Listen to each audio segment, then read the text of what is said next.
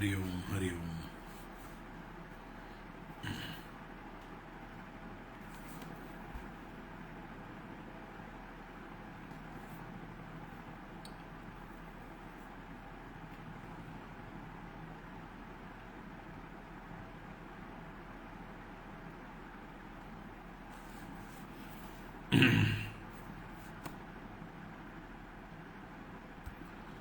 नारायण.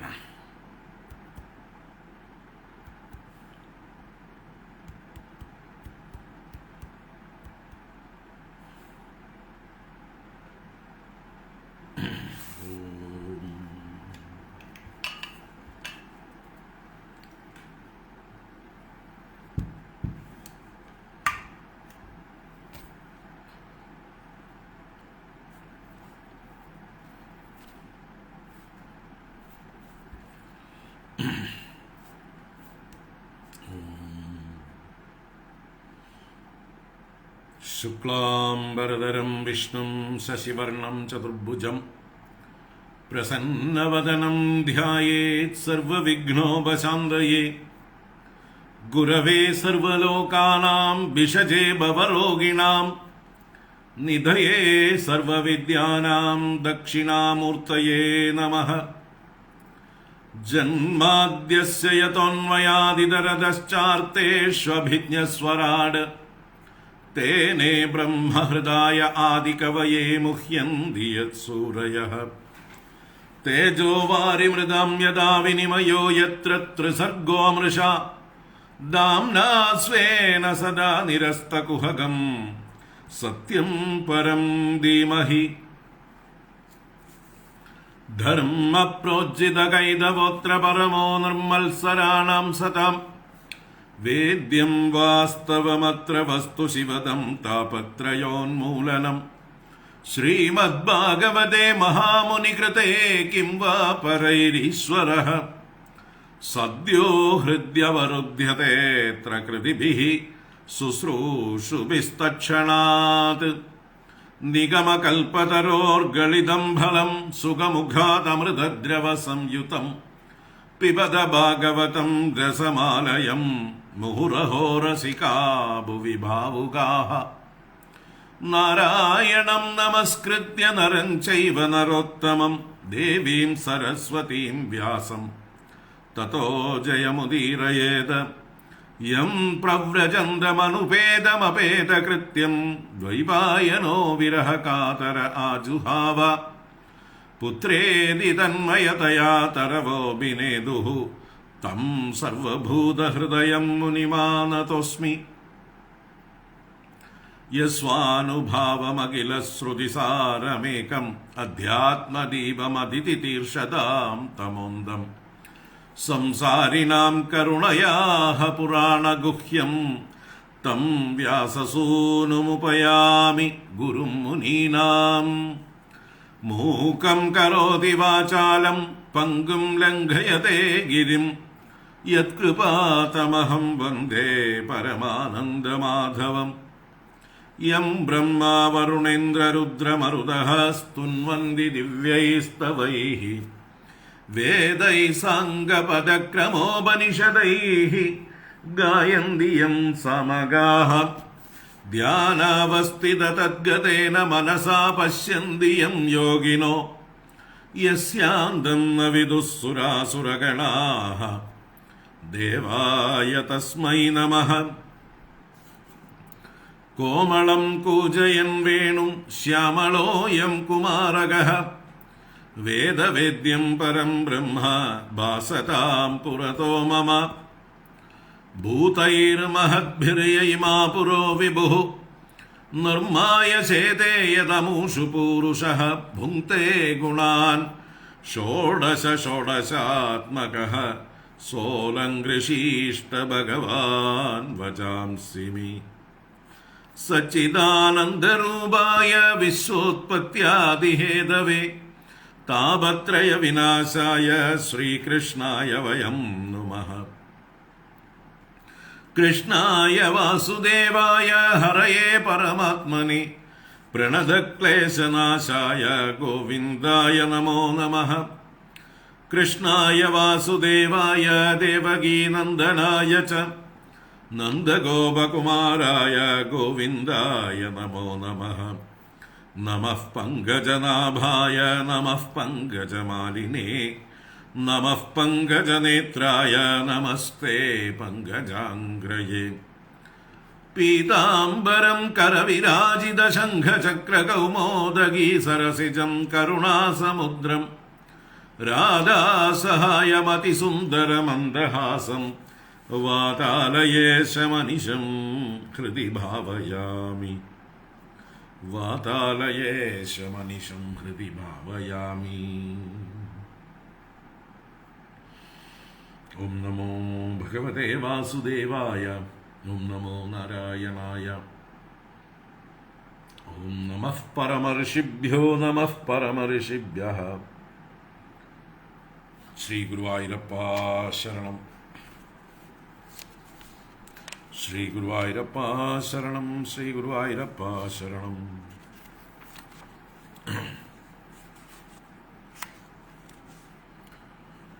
ഹരി ഓം.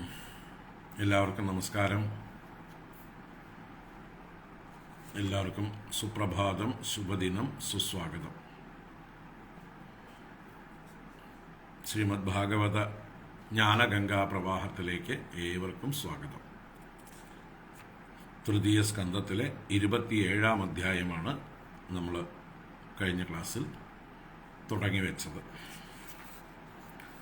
5 ശ്ലോകങ്ങൾ എടുത്തു, തുടർന്ന് എടുക്കാനുണ്ട്. സാഖ്യയോഗത്തിൻ്റെ തുടർച്ചയാണ്. 26-ാം അധ്യായത്തിൽ പറഞ്ഞ വിഷയങ്ങളുടെ പ്രായോഗികമായിട്ടുള്ള വിവരണമാണ്. എങ്ങനെയാണ് സാഖ്യയോഗം എന്ന ആ ജ്ഞാനത്തെ നമുക്ക് അനുഭവം ആക്കുക, നമ്മുടെ ജീവിതത്തിൽ അതിനെ എങ്ങനെയാണ് പ്രയോജനപ്പെടുത്തുക, സംസാര ബന്ധമോക്ഷത്തിനായിക്കൊണ്ട് സാഖ്യയോഗം എങ്ങനെ യൂസ്ഫുൾ ആകുന്നു, എങ്ങനെ ആയാൽ യൂസ്ഫുൾ ആകും, അതാണ് ഇവിടുത്തെ ചർച്ച. നമുക്ക് 27-ാം അധ്യായം ഒന്നുകൂടെ വായിക്കാം, എന്നിട്ട് നമുക്ക് തുടരാം. ഓം നമോ ഭഗവതേ വാസുദേവായ. അത് ശ്രീമദ് ഭാഗവതേ തൃതീയസ്കന്ധേ 27-തമോऽധ്യായഃ. ശ്രീഭഗവാനുവാച. പ്രകൃതിസ്ഥോപി പുരുഷോ നാജ്യത്തെ പ്രാകൃതൈർഗുണൈഃ അവികാരാത് അകർത്തൃത്വാത് നിർഗുണത്വാത് ജലാർക്കവത്. സ ഏഷ യർഹി പ്രകൃതേഃ ഗുണേഷു അഭിവിഷജ്ജത്തെ അഹംക്രിയാ വിമൂഢാത്മാ കർത്താസ്മീതി അഭിമന്യത്തെ. തേന സംസാര പദവീം അവശോഭ്യേത്യ നിർവൃതഃ പ്രാസംഗികൈ കർമ്മദോഷൈഃ സദസൻ മിശ്രയോനിഷു.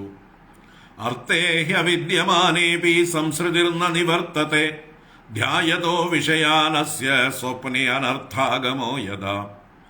അതയേവ ശനൈശ്ചിത്തം പ്രസക്തമസതാം പഥി ഭക്തിയോഗേന തീവ്രേണ വിരക്ത്യാ ച നയേദ്വശം.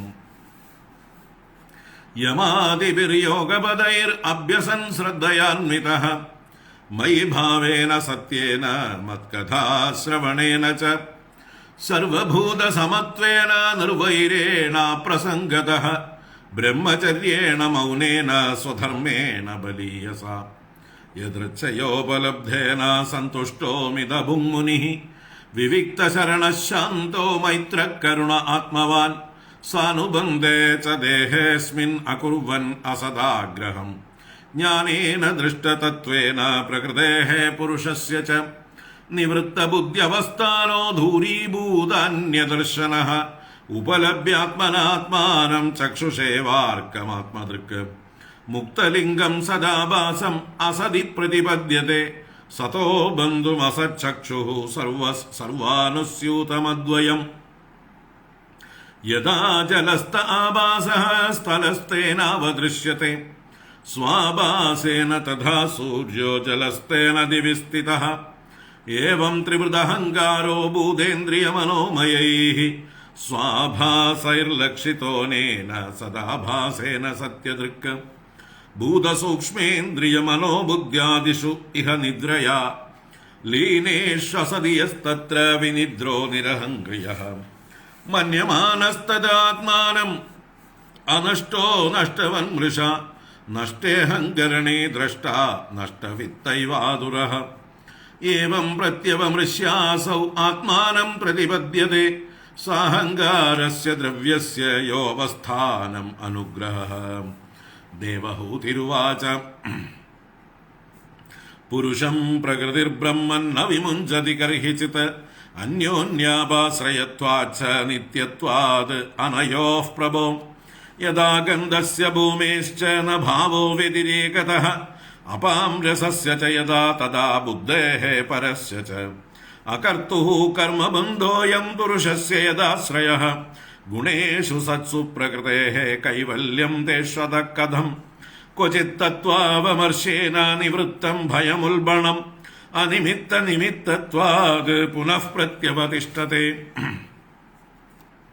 ശ്രീഭഗവാനുവാച അനിമിത്ത നിമിത്തേന സ്വധർമ്മേണാമലാത്മന തീവ്രയാ മയി ഭക്ത്യാ ച ശ്രുതസംവൃതയാ ചിരം ജ്ഞാനേന ദൃഷ്ടതത്വേന വൈരാഗ്യേണ ബലീയസ തപോയുക്തേന യോഗേന തീവ്രേണാത്മസമാധിന പ്രകൃതിഃ പുരുഷസ്യേഹ ദഹ്യമാനാത്വഹർനിശം തിരോ പവിത്രീശനകൈഃ അഗ്നേര്യോനിരിവാരണിഃ ഭുക്തഭോഗാ പരിത്യക്താ ദൃഷ്ടദോഷാ ച നിത്യശഃ നേശ്വരസ്യാശുഭം ദത്തേ സ്വേ മഹിംനി സ്ഥിതസ്യ ച യദാ ഹ്യപ്രതിബുദ്ധസ്യ പ്രസ്വാബോ ബഹ്വനർത്ഥഭൃത് സ ഏവ പ്രതിബുദ്ധസ്യ ന വൈ മോഹായ കൽപ്പത്തെ. ഏവം വിദിതതത്ത്വസ്യ പ്രകൃതിർമയി മാനസം യുഞ്ജതോ നാപകുരുത ആത്മാരാമസ്യ കർഹിചിത്. യദൈവമധ്യാത്മരതഃ കാലേന ബഹുജന്മന സർവത്ര ജാത വൈരാഗ്യ ആ ബ്രഹ്മഭുവനാന്മുനിഃ മദ്ഭക്തഃ പ്രതിബുദ്ധാർത്തോ മത്പ്രസാദേന ഭൂയസ നിശ്രേയസം സ്വസംസ്ഥാനം കൈവല്യാഖ്യം മദാശ്രയം പ്രാപ്നോദീഹാഞ്ചസാ ധീരഃ സ്വദൃശാച്ഛിന്ന സംശയഃ യദ്ഗത്വാ ന നിവർത്തേത യോഗീ ലിംഗാത് വിനിർഗമേ. യദാ ന യോഗോപചിതാസു ചേതോ മായാസു സിദ്ധസ്യ വിഷജ്ജതേംഗ അനന്യഹേതുഷ്വതമേ ഗതി സ്യാദ് ആത്യന്തികീ യത്ര ന മൃത്യുഹാസഃ. ഹരി ഓം. ഇത് ശ്രീമദ്ഭാഗവതേ മഹാപുരാണേ പാരമഹംസ്യാം സംഹിതായാം തൃതീയസ്കന്ധേ കാപിലേയോപാഖ്യാനേ സപ്തവിംശതിതമോऽധ്യായഃ. സർവത്ര ഗോവിന്ദനാമ സങ്കീർത്തനം ഗോവിന്ദ ഗോവിന്ദ. നാരായണാഖില ഗുരോ ഭഗവൻ നമസ്തേ. നാരായണാഖില ഗുരോ ഭഗവൻ നമസ്തേ.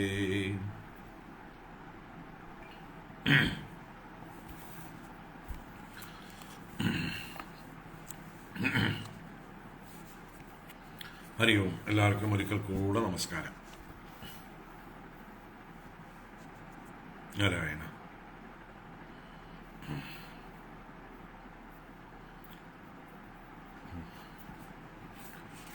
നാരായണ. അപ്പോൾ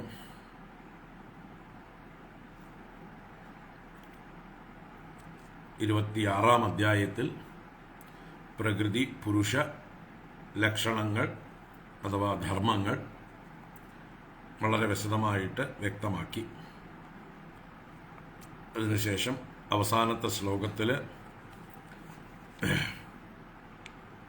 ഈ പുരുഷനെ വേർതിരിച്ച് ആത്മാവിൽ ചിന്തിക്കണം, തൻ്റെ സ്വരൂപമായി ചിന്തിക്കണം. അതിനുള്ള മാർഗമാണ് ഭക്തിയും വൈരാഗ്യവും ജ്ഞാനവും.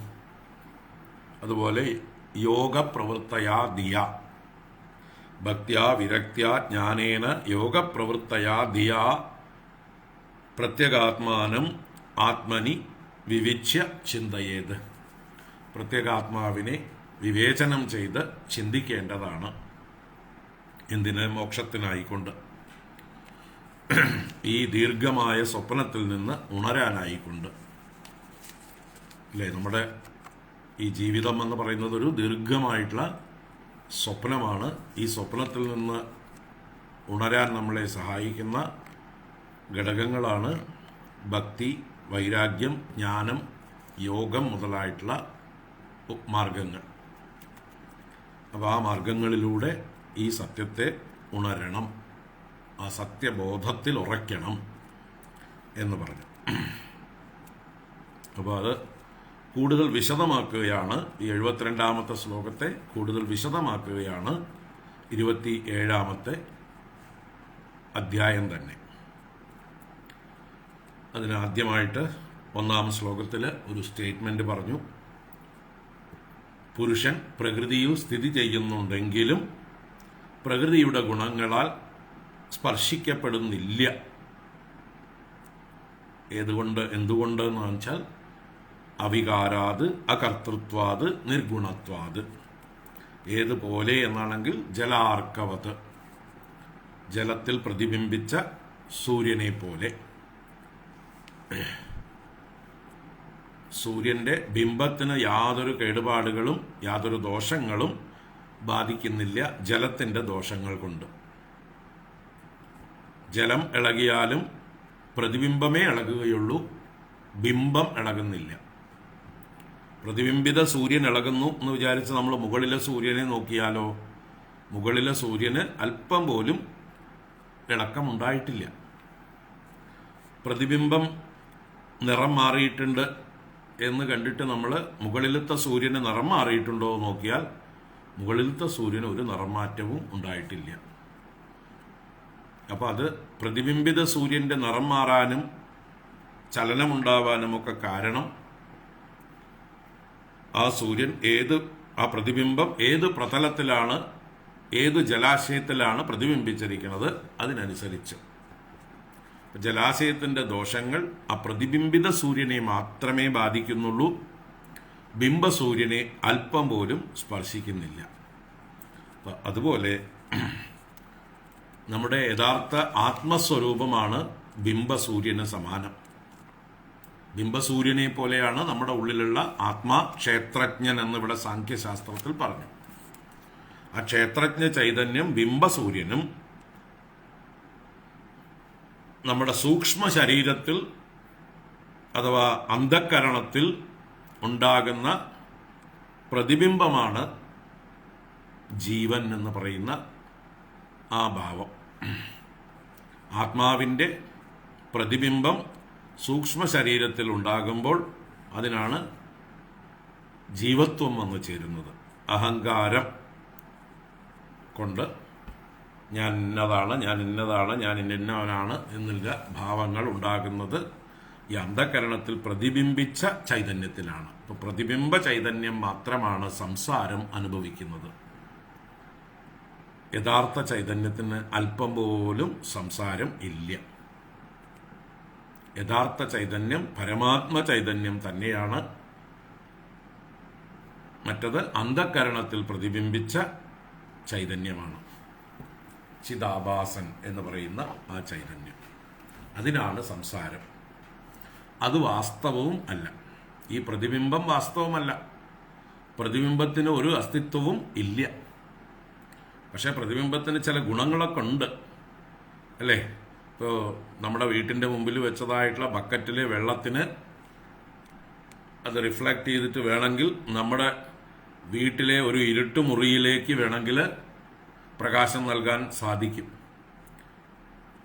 ആ മുറ്റത്തു നിന്നുള്ളതായിട്ടുള്ള ബക്കറ്റിലെ വെള്ളത്തിലെ പ്രതിബിംബം, അതിൻ്റെ റിഫ്ലക്ഷൻ ജനലിലൂടെ വേണമെങ്കിൽ നമ്മുടെ വീട്ടിനകത്ത് പ്രകാശം നൽകാനും ചുമരിനെ പ്രകാശിപ്പിക്കാനും ഒക്കെ സാധിക്കും. എന്ന് പറഞ്ഞിട്ടത് വാസ്തവമാണോ? ഇങ്ങനൊരു പ്രയോജനമുണ്ട്. പ്രതിബിംബ സൂര്യന് ഇരുട്ടുമുറിയെ പ്രകാശിപ്പിക്കാൻ കഴിയും എന്നുള്ളത് കൊണ്ട് പ്രതിബിംബ സൂര്യൻ ഒരിക്കലും വാസ്തവമാകുന്നില്ല. ബിംബസൂര്യൻ ഉണ്ടെങ്കിൽ മാത്രമേ, വെള്ളം അവിടെ ഉണ്ടെങ്കിൽ മാത്രമേ പ്രതിബിംബ സൂര്യൻ ഉള്ളൂ. ബിംബസൂര്യനെ മേഘങ്ങൾ മറച്ചാലോ അല്ലെങ്കിൽ സന്ധ്യയായാലോ പിന്നെ ഈ പ്രതിബിംബ സൂര്യൻ കാണുന്നില്ല.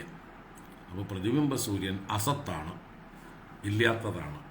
പക്ഷേ ഉണ്ടെന്ന് തോന്നൽ ഉണ്ടാക്കും. ഉള്ളതിൻ്റെ അനുഭവം മറ്റേ പ്രതിബിംബ രൂപത്തിൽ ഇരുട്ട് മുറിയിലേക്കൊക്കെ പ്രകാശം നൽകാനും സാധിക്കും. എന്ന് വെച്ചത് സത്യം അല്ല. അതുപോലെ നമ്മിലെ ആ പ്രതിബിംബിത ചൈതന്യമാണ് ജീവൻ. അതിനിങ്ങനെ ദുഃഖങ്ങളൊക്കെ ഉണ്ടാക്കി വിഷമിപ്പിക്കാനൊക്കെ സാധിക്കും. സ്വയം തൻ്റെ ഒറിജിനൽ അവസ്ഥയെ മറന്നുകൊണ്ട്. അപ്പം ഇനി നമ്മൾ എന്താ ചെയ്യേണ്ടത്? ആ ഒറിജിനൽ സൂര്യനാണ് ഞാനെന്ന് തിരിച്ചറിയുകയാണ് വേണ്ടത്. ഈ പ്രതിബിംബം അസത്താണെന്ന് അറിയുകയാണ് വേണ്ടത്. അതിനുള്ള മാർഗമാണ് ഭക്തി, വൈരാഗ്യം, ജ്ഞാനം മുതലായ ഉപായങ്ങൾ. അത് പിന്നീട് പറയുന്നു. സയേഷയർഹി പ്രകൃതേഃ ഗുണേഷു അഭിവിഷജ്ജതേ അഹംക്രിയാ വിമൂഢാത്മാ കർത്താസ്മീതി അഭിമന്യതേ. ഈ ജീവൻ എപ്പോഴാണോ പ്രകൃതിയുടെ ഗുണങ്ങളുമായി ചേരുന്നത്, അപ്പോൾ അഹങ്കാരം കൊണ്ട് വിമൂഢമായ ആത്മഭാവത്തോടുകൂടി ആത്മസ്വരൂപം മറയ്ക്കപ്പെട്ടവനായിട്ട് ഞാൻ കർത്താവാണ് എന്ന് തെറ്റിദ്ധരിച്ച് അഭിമാനിക്കുന്നു. കരണങ്ങൾ ചെയ്യുന്ന, പ്രകൃതി ചെയ്യുന്ന കർത്തവ്യങ്ങളിൽ പുരുഷനായ ഞാനാണ് കർത്താവ് എന്ന് തെറ്റിദ്ധരിക്കുന്നു, അഭിമന്യത. അതുകൊണ്ട് തേന സംസാര പദവിയും അവശോഭ്യേത്യ നിർവൃത പ്രാസംഗികൈ കർമ്മദോഷൈ സദസൻ മിശ്രയോനിഷു.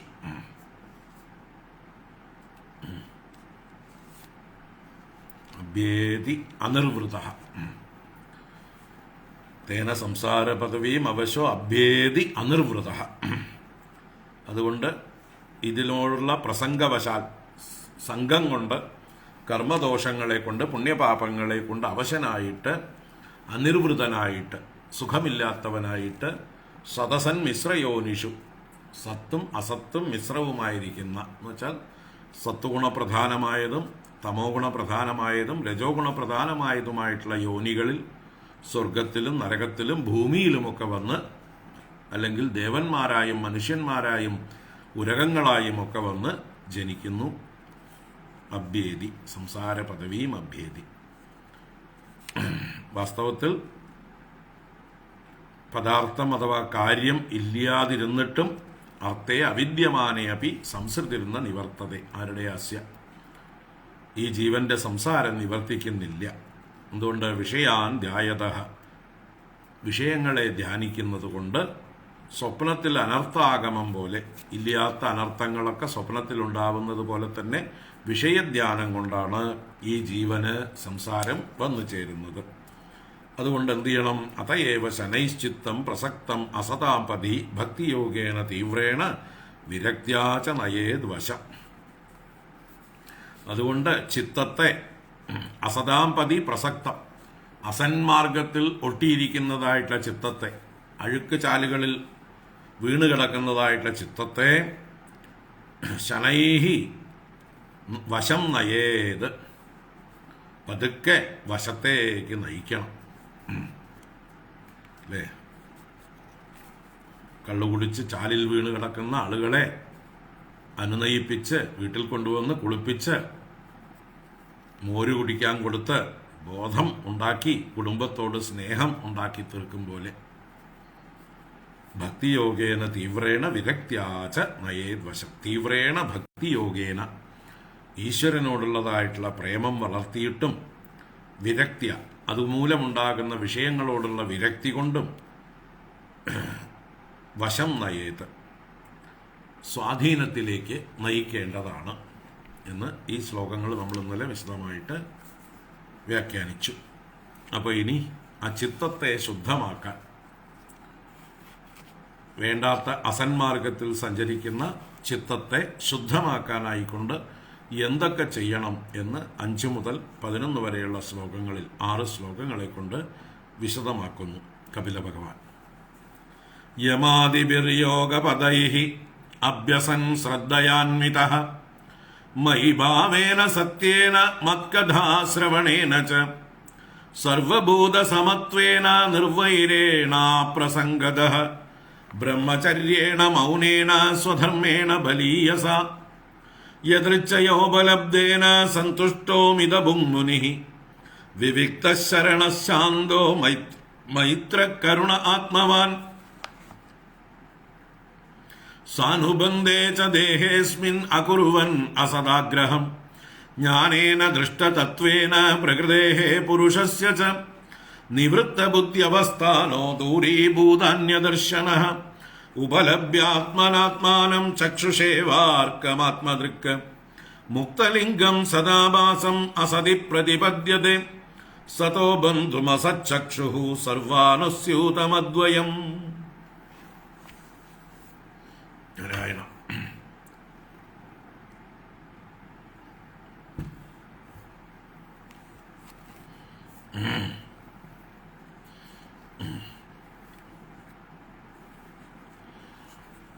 അപ്പോ ശുദ്ധ അന്ധകരണത്തിലാണ് ഈ ജ്ഞാനം ഉറച്ച് എപ്പോഴും നിൽക്കുക. അന്ധകരണം ശുദ്ധമായാൽ മാത്രമേ ഈ സാഖ്യത്തിൽ നമ്മൾ പഠിക്കുന്നതായിട്ടുള്ള ആശയങ്ങൾ നമ്മൾക്ക് ബോധം എപ്പോഴും ഉണ്ടാവുള്ളൂ. ഓട്ടപാത്രത്തിലോ അഴുക്ക് പിടിച്ച ക്ലാവ് പിടിച്ച പാത്രത്തിലോ പാലോ അതുപോലെയുള്ള ദ്രവ്യങ്ങളോ ആക്കി വെച്ചാൽ നമുക്ക് ആവശ്യമുണ്ടാവുമ്പോൾ നോക്കിയാൽ അത് കാണില്ല. ഓട്ടപാത്രത്തിലൂടെ ചോർന്നു പോയിട്ടുണ്ടാവാം, അല്ലെങ്കിൽ വല്ലതും ബാക്കിയുണ്ടെങ്കിൽ അത് ക്ലാവ് പിടിച്ചതുകൊണ്ട് പാത്രത്തിൻ്റെ ക്ലാവ് ആ ദ്രവ്യത്തെയും വിഷമയമാക്കിയിട്ടുണ്ടാവാം. അതുകൊണ്ട് ഉപയോഗശൂന്യമായിരിക്കും. അപ്പോൾ അതുപോലെയാണ് നമ്മുടെ അന്ധകരണം, ഒന്നുകിൽ ഓട്ട അല്ലെങ്കിൽ ക്ലാവ് പിടിച്ചിരിക്കുകയാണ്. ഈ ഓട്ടയെ അടയ്ക്കാനും നമ്മുടെ ക്ലാവ് കഴുകിക്കളയാനും ശുദ്ധീകരിക്കാനുമായിട്ടുള്ള മാർഗങ്ങളാണ് ഇനി പറയുന്നത്. യമാദിഭിർയോഗപതൈഃ അഭ്യസൻ ശ്രദ്ധയാൻവിതഃ. ആദ്യത്തെ വരിയില് യമാദിഭിഃ യോഗപതൈഃ, യോഗപഥൈഃ യോഗപന്ഥാക്കളിലൂടെ, യോഗമാർഗങ്ങളിലൂടെ. അത് ഏത് മാർഗങ്ങൾ, എന്തൊക്കെയാണ് മാർഗങ്ങൾ? യമാദിഭിഃ എന്ന് പറഞ്ഞു. അപ്പം എന്താണ് യമആദിഭിഃ എന്നുകൊണ്ട് ഉദ്ദേശിക്കുന്നത്? യമം, നിയമം, ആസനം, പ്രാണായാമം, പ്രത്യാഹാരം, ധാരണ, ധ്യാനം, സമാധി. ഇതാണ് യോഗ പദം, യോഗമാർഗം. അഷ്ടാംഗ യോഗങ്ങൾ അല്ലെങ്കിൽ അഷ്ടാംഗ യോഗം എന്ന് പറഞ്ഞാൽ 8 അംഗങ്ങളോട് കൂടിയതാണ് യോഗം, പതഞ്ജലിയുടെ അഷ്ടാംഗ യോഗം. അപ്പോൾ അതിൽ ആദ്യത്തേതാണ് യമം, രണ്ടാമത്തേത് നിയമം, മൂന്നാമത്തേത് ആസനം, നാലാമത്തത് പ്രാണായാമം, അഞ്ചാമത്തത് പ്രത്യാഹാരം, ആറാമത്തത് ധാരണ, ഏഴാമത്തത് ധ്യാനം, എട്ടാമത്തത് സമാധി. ഈ 8നെയാണ് അഷ്ടാംഗയോഗം എന്ന് പറയുന്നത്. അപ്പോൾ അതിൽ യമം എന്ന് പറഞ്ഞാൽ യമിക്കുക എന്ന് പറഞ്ഞാൽ കൺട്രോൾ ചെയ്യുക, അടക്കുക എന്നർത്ഥമാണ്. അപ്പോൾ അരുതാത്ത പ്രവൃത്തികളിൽ നിന്ന് നമ്മുടെ മനസ്സിനെയും ഇന്ദ്രിയങ്ങളെയും പിന്തിരിപ്പിക്കുന്നതായിട്ടുള്ള പ്രവൃത്തിക്ക് പേരാണ് യമിക്കുക എന്നുള്ളത്, യമം കൊണ്ട് ഉദ്ദേശിക്കുന്നത്. ഡോൺ ഡു എന്ന് ശാസ്ത്രങ്ങൾ ഏതൊക്കെ കാര്യങ്ങൾ പറഞ്ഞിട്ടുണ്ടോ ആ ഡോൺ ഡൂസിനെ അനുസരിക്കുക. ചെയ്യാൻ പാടില്ലാത്ത കാര്യങ്ങൾ ചെയ്യാതിരിക്കുക. നിയമം എന്ന് പറഞ്ഞാലോ ചെയ്യണം എന്ന് പറഞ്ഞിട്ടുള്ള കാര്യങ്ങളെ ചെയ്യലാണ് നിയമം. എന്തൊക്കെയാണ് നിത്യവും ചെയ്യേണ്ടത്? നിത്യ നൈമിത്തികാദി കർമ്മങ്ങളൊക്കെ ചെയ്യേണ്ടത് എന്തൊക്കെയാണ് എന്നുള്ളത് ശാസ്ത്രങ്ങൾ പറഞ്ഞിട്ടുണ്ട്. ഓരോരുത്തരുടെയും വർണ്ണാശ്രമ വ്യത്യാസങ്ങൾക്കനുസരിച്ച് യമനിയമങ്ങളിൽ മാറ്റങ്ങൾ വരുത്താവുന്നതാണ്. അരുതാത്തത് ചെയ്യാതിരിക്കൽ യമം, ചെയ്യേണ്ടത് യഥാസമയം ചെയ്യുന്നത് നിയമം. അങ്ങനെ യമനിയമ. ആസനം എന്ന് പറഞ്ഞാൽ ശരീരത്തെ പാകപ്പെടുത്തി ശരീരത്തെ നമ്മുടെ നിയന്ത്രണത്തിലാക്കാൻ വേണ്ടിയിട്ടുള്ളതായിട്ടുള്ള ഉപായമാണ് ആസനം. ശരീരം ഇളകിക്കൊണ്ടേയിരുന്നാൽ, അസ്വസ്ഥമായി കൊണ്ടിരുന്നാൽ അതിലിരിക്കുന്ന മനസ്സും ഇളകിക്കൊണ്ടിരിക്കും. പാത്രം ഇളകിക്കൊണ്ടിരുന്നാൽ പാത്രത്തിനകത്തെ വെള്ളവും ഇളകിക്കൊണ്ടിരിക്കും പോലെയാണ് ശരീരം ഇളകിക്കൊണ്ടിരുന്നാൽ അതിനകത്തുള്ള മനസ്സ് ഇളകിക്കൊണ്ടിരിക്കുക. ഈ ശരീരത്തെ ആശ്രയിച്ചിരിക്കുന്ന മനസ്സ് ഇളകിക്കൊണ്ടിരിക്കും. അപ്പം മനസ്സ് ഇളകിക്കൊണ്ടിരുന്നാൽ നമുക്ക് പിന്നീട് ചെയ്യാനുള്ള ധാരണ, ധ്യാനം, സമാധി ഇത്യാദി കാര്യങ്ങളിലേക്ക് ഉറപ്പ് കിട്ടില്ല. ഇളകിക്കൊണ്ടിരിക്കുന്നതിൽ എന്ത് വെച്ചിട്ടും കാര്യമില്ല. അല്ലേ, നമ്മൾ ഏതെങ്കിലും ചെടി നട്ടിട്ട് അതിനെ ദിവസവും ചെന്ന് പറിച്ചു നോക്കിയാൽ, ഇളക്കി നോക്കിയാൽ പിന്നെ അത് പിടിക്കുമോ? ഏതെങ്കിലും ഒരു റോസാ കൊമ്പോ ഒരു ചെമ്പരത്തി കൊമ്പോ നമ്മൾ മുളപ്പിക്കാനായിട്ട് പിടിക്കാനായിക്കൊണ്ട് കുത്തിവെച്ചു, മണ്ണ് പാകപ്പെടുത്തി അതിൽ കുത്തിയിട്ടു, ദിവസവും വെള്ളമൊഴിച്ച് ശ്രദ്ധയോടുകൂടി നമ്മൾ അതിനെ പരിചരിക്കണം. അതിനെ ദിവസവും ചെന്ന് ഇളക്കി നോക്കിയാൽ അതിൽ വേര് പിടിക്കില്ല. അപ്പം അതുപോലെ നമ്മുടെ ശരീരം ഇളകിക്കൊണ്ടിരുന്ന, മനസ്സും ഇളകിക്കൊണ്ടിരുന്ന, അസ്വസ്ഥമായിക്കൊണ്ടിരുന്നാൽ നമുക്ക് ധാരണ, ധ്യാനം, സമാധി എന്ന കാര്യങ്ങൾ അഭ്യസിക്കാൻ ഒരിക്കലും സാധ്യമല്ല. വേര് പിടിക്കില്ല, ഉദ്ദേശിച്ച കാര്യം നടക്കില്ല, ഏകാഗ്രത ഉണ്ടാവുകയില്ല. അപ്പം അതിനാണ് ആസനം. പ്രാണായാമം എന്നുള്ളത് മനസ്സിനെ നിയന്ത്രിക്കാൻ വേണ്ടിയിട്ടാണ്. ആസനം ശരീരത്തെ നിയന്ത്രിക്കുമ്പോൾ പ്രാണായാമം മനസ്സിന്റെ കൂടുതലായിട്ടുള്ള നിയന്ത്രണത്തിനായിക്കൊണ്ട് സഹായിക്കുന്നു. പ്രാണായാമം കൊണ്ട് മനസ്സിനെ വലയിൽപ്പെട്ട പക്ഷിയെ പോലെ അടക്കാൻ സാധിക്കും. അപ്പോൾ പ്രാണായാമം. പ്രത്യാഹാരം എന്നുള്ളത് ഇന്ദ്രിയങ്ങളെ ഉൾത്തിരിക്കലാണ്, അന്തർമുഖമാക്കലാണ് പ്രത്യാഹാരം. സ്വാഭാവികമായിട്ട് നമ്മുടെ ഇന്ദ്രിയങ്ങൾ പുറത്തേക്ക് ഒഴുകിക്കൊണ്ടിരിക്കലാണ് അതിൻ്റെ സ്വഭാവം. കാരണം ബ്രഹ്മദേവൻ സൃഷ്ടികർത്താവ് നമ്മുടെ ഇന്ദ്രിയങ്ങളെ സൃഷ്ടിച്ചിരിക്കുന്നത് ബഹിർമുഖമായിട്ടാണ്. അതുകൊണ്ട് വിഷയങ്ങളിലേക്ക് ഒഴുകിക്കൊണ്ടേയിരിക്കുക എന്നുള്ളത് നമ്മുടെ ഇന്ദ്രിയങ്ങളുടെ സ്വഭാവമാണ്. അതിൽ ഓരോ വിഷയങ്ങളിൽ രുചി ഉണ്ടെങ്കിൽ പറയുകയും വേണ്ട. അഭിരുചിക്കനുസരിച്ച് അതാത് ഇന്ദ്രിയങ്ങൾ അതാത് വിഷയത്തിലേക്ക് ഒഴുകിക്കൊണ്ടേയിരിക്കും.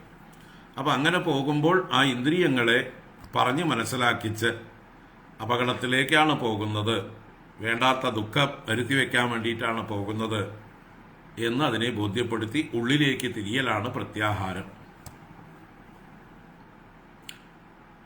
പോകുന്ന വിഷയത്തിന്റെ ദോഷങ്ങളെ വീണ്ടും വീണ്ടും ബോധ്യപ്പെടുത്തിക്കൊണ്ട് വിഷയങ്ങളിൽ നിന്ന് ഇന്ദ്രിയങ്ങളെ ആഹരിക്കുക എന്ന് പറഞ്ഞാൽ കൊണ്ടുവരലാണ്. തന്നിലേക്ക് തന്നെ അന്തർമുഖമായി കൊണ്ടുവരലാണ് പ്രത്യാഹാരം. അങ്ങനെ ഇന്ദ്രിയങ്ങളും അടങ്ങിയാൽ മാത്രമേ, അച്ചടക്കം ഉണ്ടായാൽ മാത്രമേ നമുക്ക് എന്ത് ചെയ്യാൻ പറ്റുള്ളൂ? ധാരണ ചെയ്യാൻ പറ്റുള്ളൂ. ധാരണ എന്നുള്ളത് ഏതെങ്കിലും ഒരു പ്രത്യേക വസ്തുവിനെ കുറിച്ചിട്ടുള്ള ഒരേപോലെയുള്ളതായിട്ടുള്ള നിരന്തരമായ ചിന്തയെയാണ് ധാരണ എന്ന് പറയുന്നത്. അത് ധാരണ ചെയ്യുമ്പോൾ പ്രയത്നമുണ്ട്. ആ ധാരണ ധ്യാനത്തിലേക്ക് മാറുമ്പോഴേക്കും കൂടുതൽ ഏകാഗ്രതയായിട്ടുണ്ടാവും. കൂടുതൽ പ്രയത്നം കൂടാതെ തന്നെ സ്വാഭാവികമായിട്ട് നമുക്കൊരു വിഷയത്തെ തന്നെ ചിന്തിച്ചുകൊണ്ടിരിക്കാൻ കഴിയുന്നത്, ഏതെങ്കിലും ഒരു വസ്തുവിനെ തന്നെ ചിന്തിക്കാൻ കഴിയുന്നത് ധ്യാനം. അങ്ങനെ നമ്മുടെ ബുദ്ധി നിശ്ചലമായി ആ ഒരു ഇഷ്ടവസ്തുവിൽ നമ്മൾ ധ്യാനിച്ച വിഷയത്തിലേക്ക് ഉറച്ച് ഇരിക്കുന്നത് സമാധി. മറ്റ് ചിന്തകളൊന്നുമില്ലാതെ ഏത് വസ്തുവിനെ ധ്യാനിച്ചുവോ ആ വസ്തുവിൽ ഉറച്ചിരിക്കുന്നത്, ചിത്തവൃത്തികളെല്ലാം അതിൽ ഉറച്ചിരിക്കുന്നത് സമാധി. അപ്പം ഇങ്ങനെ ക്രമത്തിൽ യമ, നിയമ, ആസന, പ്രാണായാമ, പ്രത്യാഹാര, ധാരണ, ധ്യാന, സമാധികളെ കൊണ്ട് യോഗപദൈഹി യമാദിഭിഹി യോഗപദൈഹി ശ്രദ്ധയാന്വിതഃ അഭ്യസന്, ശ്രദ്ധയോടുകൂടി അഭ്യാസം ചെയ്യുന്നവനായിട്ട്. അപ്പോൾ ഇത് ചെയ്യാൻ പറ്റുന്നവര് ഇത് പരമാവധി അനുഷ്ഠിക്കുക. യമനിയമ, ആസന, പ്രാണായാമ, പ്രത്യാഹാര, ധാരണ, ധ്യാന, സമാധി അഭ്യാസങ്ങൾ ചെയ്യാൻ പറ്റുന്നവർ പരമാവധി ചെയ്യുക. ഇനി അതിൽ പ്രയാസമുള്ളവർക്കാണ് കർമ്മയോഗവും ഭക്തിയോഗവുമെല്ലാം കുറച്ചുകൂടി എളുപ്പമുള്ള മാർഗങ്ങളാണ്. കർമ്മയോഗം എന്ന് പറഞ്ഞാൽ അവനവൻ ചെയ്യുന്ന എല്ലാ കർമ്മങ്ങളെയും ഈശ്വരാർപ്പണമാക്കി മാറ്റുക. അതാണ് ഇവിടെ മയി ഭാവേന സത്യേന, മയി സത്യേന ഭാവേന. മയി എന്ന് പറഞ്ഞാൽ ഈശ്വരനായ എന്നിൽ, സത്യേന ഭാവേന നിഷ്കപടമായ ഭാവത്തോടുകൂടെ. ഭാവം എന്ന് പറഞ്ഞാൽ ഭക്തി തന്നെ, പ്രേമം തന്നെ. അപ്പൊ എന്നെ സേവിക്കുന്നു, ഈശ്വരനായ എന്നെ കപടമില്ലാതെ സേവിക്കുന്നു എന്ന ഭാവം കൊണ്ടും. നമ്മുടെ ഭാവം കൊണ്ട്, ഭക്തിഭാവം കൊണ്ട് സേവ ചെയ്യലാണ് നിഷ്കപടം എന്ന് പറയുമ്പോൾ. അവിടെ കാപട്യമില്ലാതെ സേവിക്കുക. നിഷ്കാമ കർമ്മം, നിഷ്കാമ കർമ്മത്തെ തന്നെയാണ് ഇവിടെ നിഷ്കപടമായിട്ടുള്ള ഭാവം എന്നും സൂചിപ്പിച്ചിരിക്കുന്നത്. അപ്പോൾ എന്ത് ചെയ്യുന്ന, ഏത് കർമ്മങ്ങൾ ചെയ്യുമ്പോഴും അതിൽ പ്രത്യേകം നമ്മുടെ വ്യക്തിപരമായിട്ടുള്ള സ്വാർത്ഥത ഇല്ലാതെ, അജണ്ട ഇല്ലാതെ, ഞാൻ ചെയ്യുന്ന ഈ കർമ്മത്താൽ ഈശ്വരൻ പ്രസാദിക്കട്ടെ, ഈശ്വരൻ സന്തോഷിക്കട്ടെ എന്നുള്ളതായിട്ടുള്ള സത്യേന ഭാവേന, സതിയായ ഭാവം അഥവാ സത്യമായ ഭാവം, കപടമില്ലാത്ത ഭാവത്തോടുകൂടിയും. മൽകഥാശ്രവണേനച്ച, മൽകഥാശ്രവണം, എൻ്റെ കഥയുടെ ശ്രവണം. എന്തിനാണ്? എന്നിൽ സത്യഭാവം ഉറയ്ക്കാൻ വേണ്ടിയിട്ടാണ്. ഈശ്വരനിൽ നമ്മുടെ സത്യത്വ ബുദ്ധി കൂടുതൽ ഉറയ്ക്കാൻ, ഈശ്വരനോടുള്ള നമ്മുടെ പ്രേമം വർദ്ധിച്ചു വരാനുള്ള മാർഗമാണ് ഭഗവാന്റെ കഥാശ്രവണം. ആ കഥാശ്രവണം എന്നതുകൊണ്ട് ഭക്തി സാധന തന്നെയാണ് ഉദ്ദേശിക്കുന്നത്. ഭക്തി സാധനയിൽ ആദ്യത്തെ സാധനയാണ് ശ്രവണം. അപ്പോൾ അതിൻ്റെ കൂട്ടത്തിൽ ശ്രവണം കഴിഞ്ഞാൽ കീർത്തനം, സ്മരണം, പാദസേവനം, അർച്ചനം, വന്ദനം, ദാസ്യം, സഖ്യം, ആത്മനിവേദനം മുതലായിട്ടുള്ള ഭക്തിയുടെ വിവിധ തലങ്ങൾ, വിവിധ അഭ്യാസങ്ങൾ. ശ്രവണം കീർത്തനം വിഷ്ണോഹോ, സ്മരണം പാദസേവനം, അർച്ചനം, വന്ദനം, ദാസ്യം, സഖ്യം, ആത്മനിവേദനം. ഈ 9 ഈശ്വരനോടുള്ളതായിട്ട് നമ്മുടെ ആഭിമുഖ്യത്തെ പ്രകടിപ്പിക്കുവാനുള്ള, വർദ്ധിപ്പിക്കുവാനുള്ള മാർഗങ്ങളാണ്. അപ്പം അതിൽ ആദ്യത്തേത് ഭഗവാന്റെ കഥ കേൾക്കലാണ്. കഥ കേട്ടാൽ മാത്രമേ, ശ്രവണം ധാരാളം ചെയ്തവർക്ക് മാത്രമേ കീർത്തിക്കാൻ സാധിക്കുള്ളൂ. ഭഗവാനെ കീർത്തിക്കണമെങ്കിൽ കീർത്തിക്കുവാനുള്ളതായിട്ടുള്ള വിഷയം നമ്മുടെ കയ്യിൽ വേണം, അറിവ് വേണം. എന്ത് പറഞ്ഞിട്ടാണ് ഭഗവാനെ കീർത്തിക്കേണ്ടത്, എന്ത് പറഞ്ഞ് കീർത്തിക്കണമെങ്കിൽ ആ പറയാനുള്ള അറിവ് വേണം. അപ്പം അതെവിടുന്നാ കിട്ടുക? അത് ശ്രവണത്തുനിന്നേ കിട്ടുള്ളൂ. അപ്പം കീർത്തനം തന്നെ ഉണ്ടാവില്ല. ഭഗവാനെ കീർത്തിക്കാൻ എല്ലാവർക്കും യാദൃച്ഛികമായി സാധിക്കുകയില്ല. കീർത്തിക്കണമെങ്കിൽ ശ്രവണം നല്ലോണം വേണം. അങ്ങനെ ശ്രവണം ചെയ്ത ഒരാൾക്ക് കീർത്തിക്കാനും അതോടൊപ്പം സ്മരണവും സാധിക്കും. ശ്രവണം ചെയ്താൽ മാത്രമേ സ്മരണം ഉണ്ടാവുള്ളൂ. ഏതിനെക്കുറിച്ചാണോ നമ്മൾ നിരന്തരം കാണുകയും കേൾക്കുകയും ചെയ്യുന്നത്, നമ്മുടെ ഇന്ദ്രിയങ്ങളെ കൊണ്ട് അനുഭവിക്കുന്നത്, അതിനെക്കുറിച്ചായിരിക്കും നമ്മുടെ സ്മരണ എപ്പോഴും. അപ്പൊ സ്മരണ സാധിക്കണമെങ്കിലും ശ്രവണം സാധിക്കണം. ശ്രവണം മറ്റുള്ളവരിൽ നിന്ന് നമുക്ക് കിട്ടാത്ത സന്ദർഭങ്ങളിലാണ്, ഇടവേളകളിലാണ് നമുക്ക് കീർത്തനം. മറ്റുള്ളവരിൽ നിന്ന് നമ്മൾ കേട്ടതും പഠിച്ചതുമായിട്ടുള്ള കാര്യങ്ങൾ ആരുടെ സാന്നിധ്യമില്ലെങ്കിലും നമ്മൾ ഒറ്റയ്ക്കാണെങ്കിലും നമുക്ക് കീർത്തനം ചെയ്തുകൊണ്ടിരിക്കാം. ആ കീർത്തനം ചെയ്തുകൊണ്ടിരിക്കുമ്പോൾ അത് നമുക്ക് സ്മരണത്തിനും സഹായമാകും.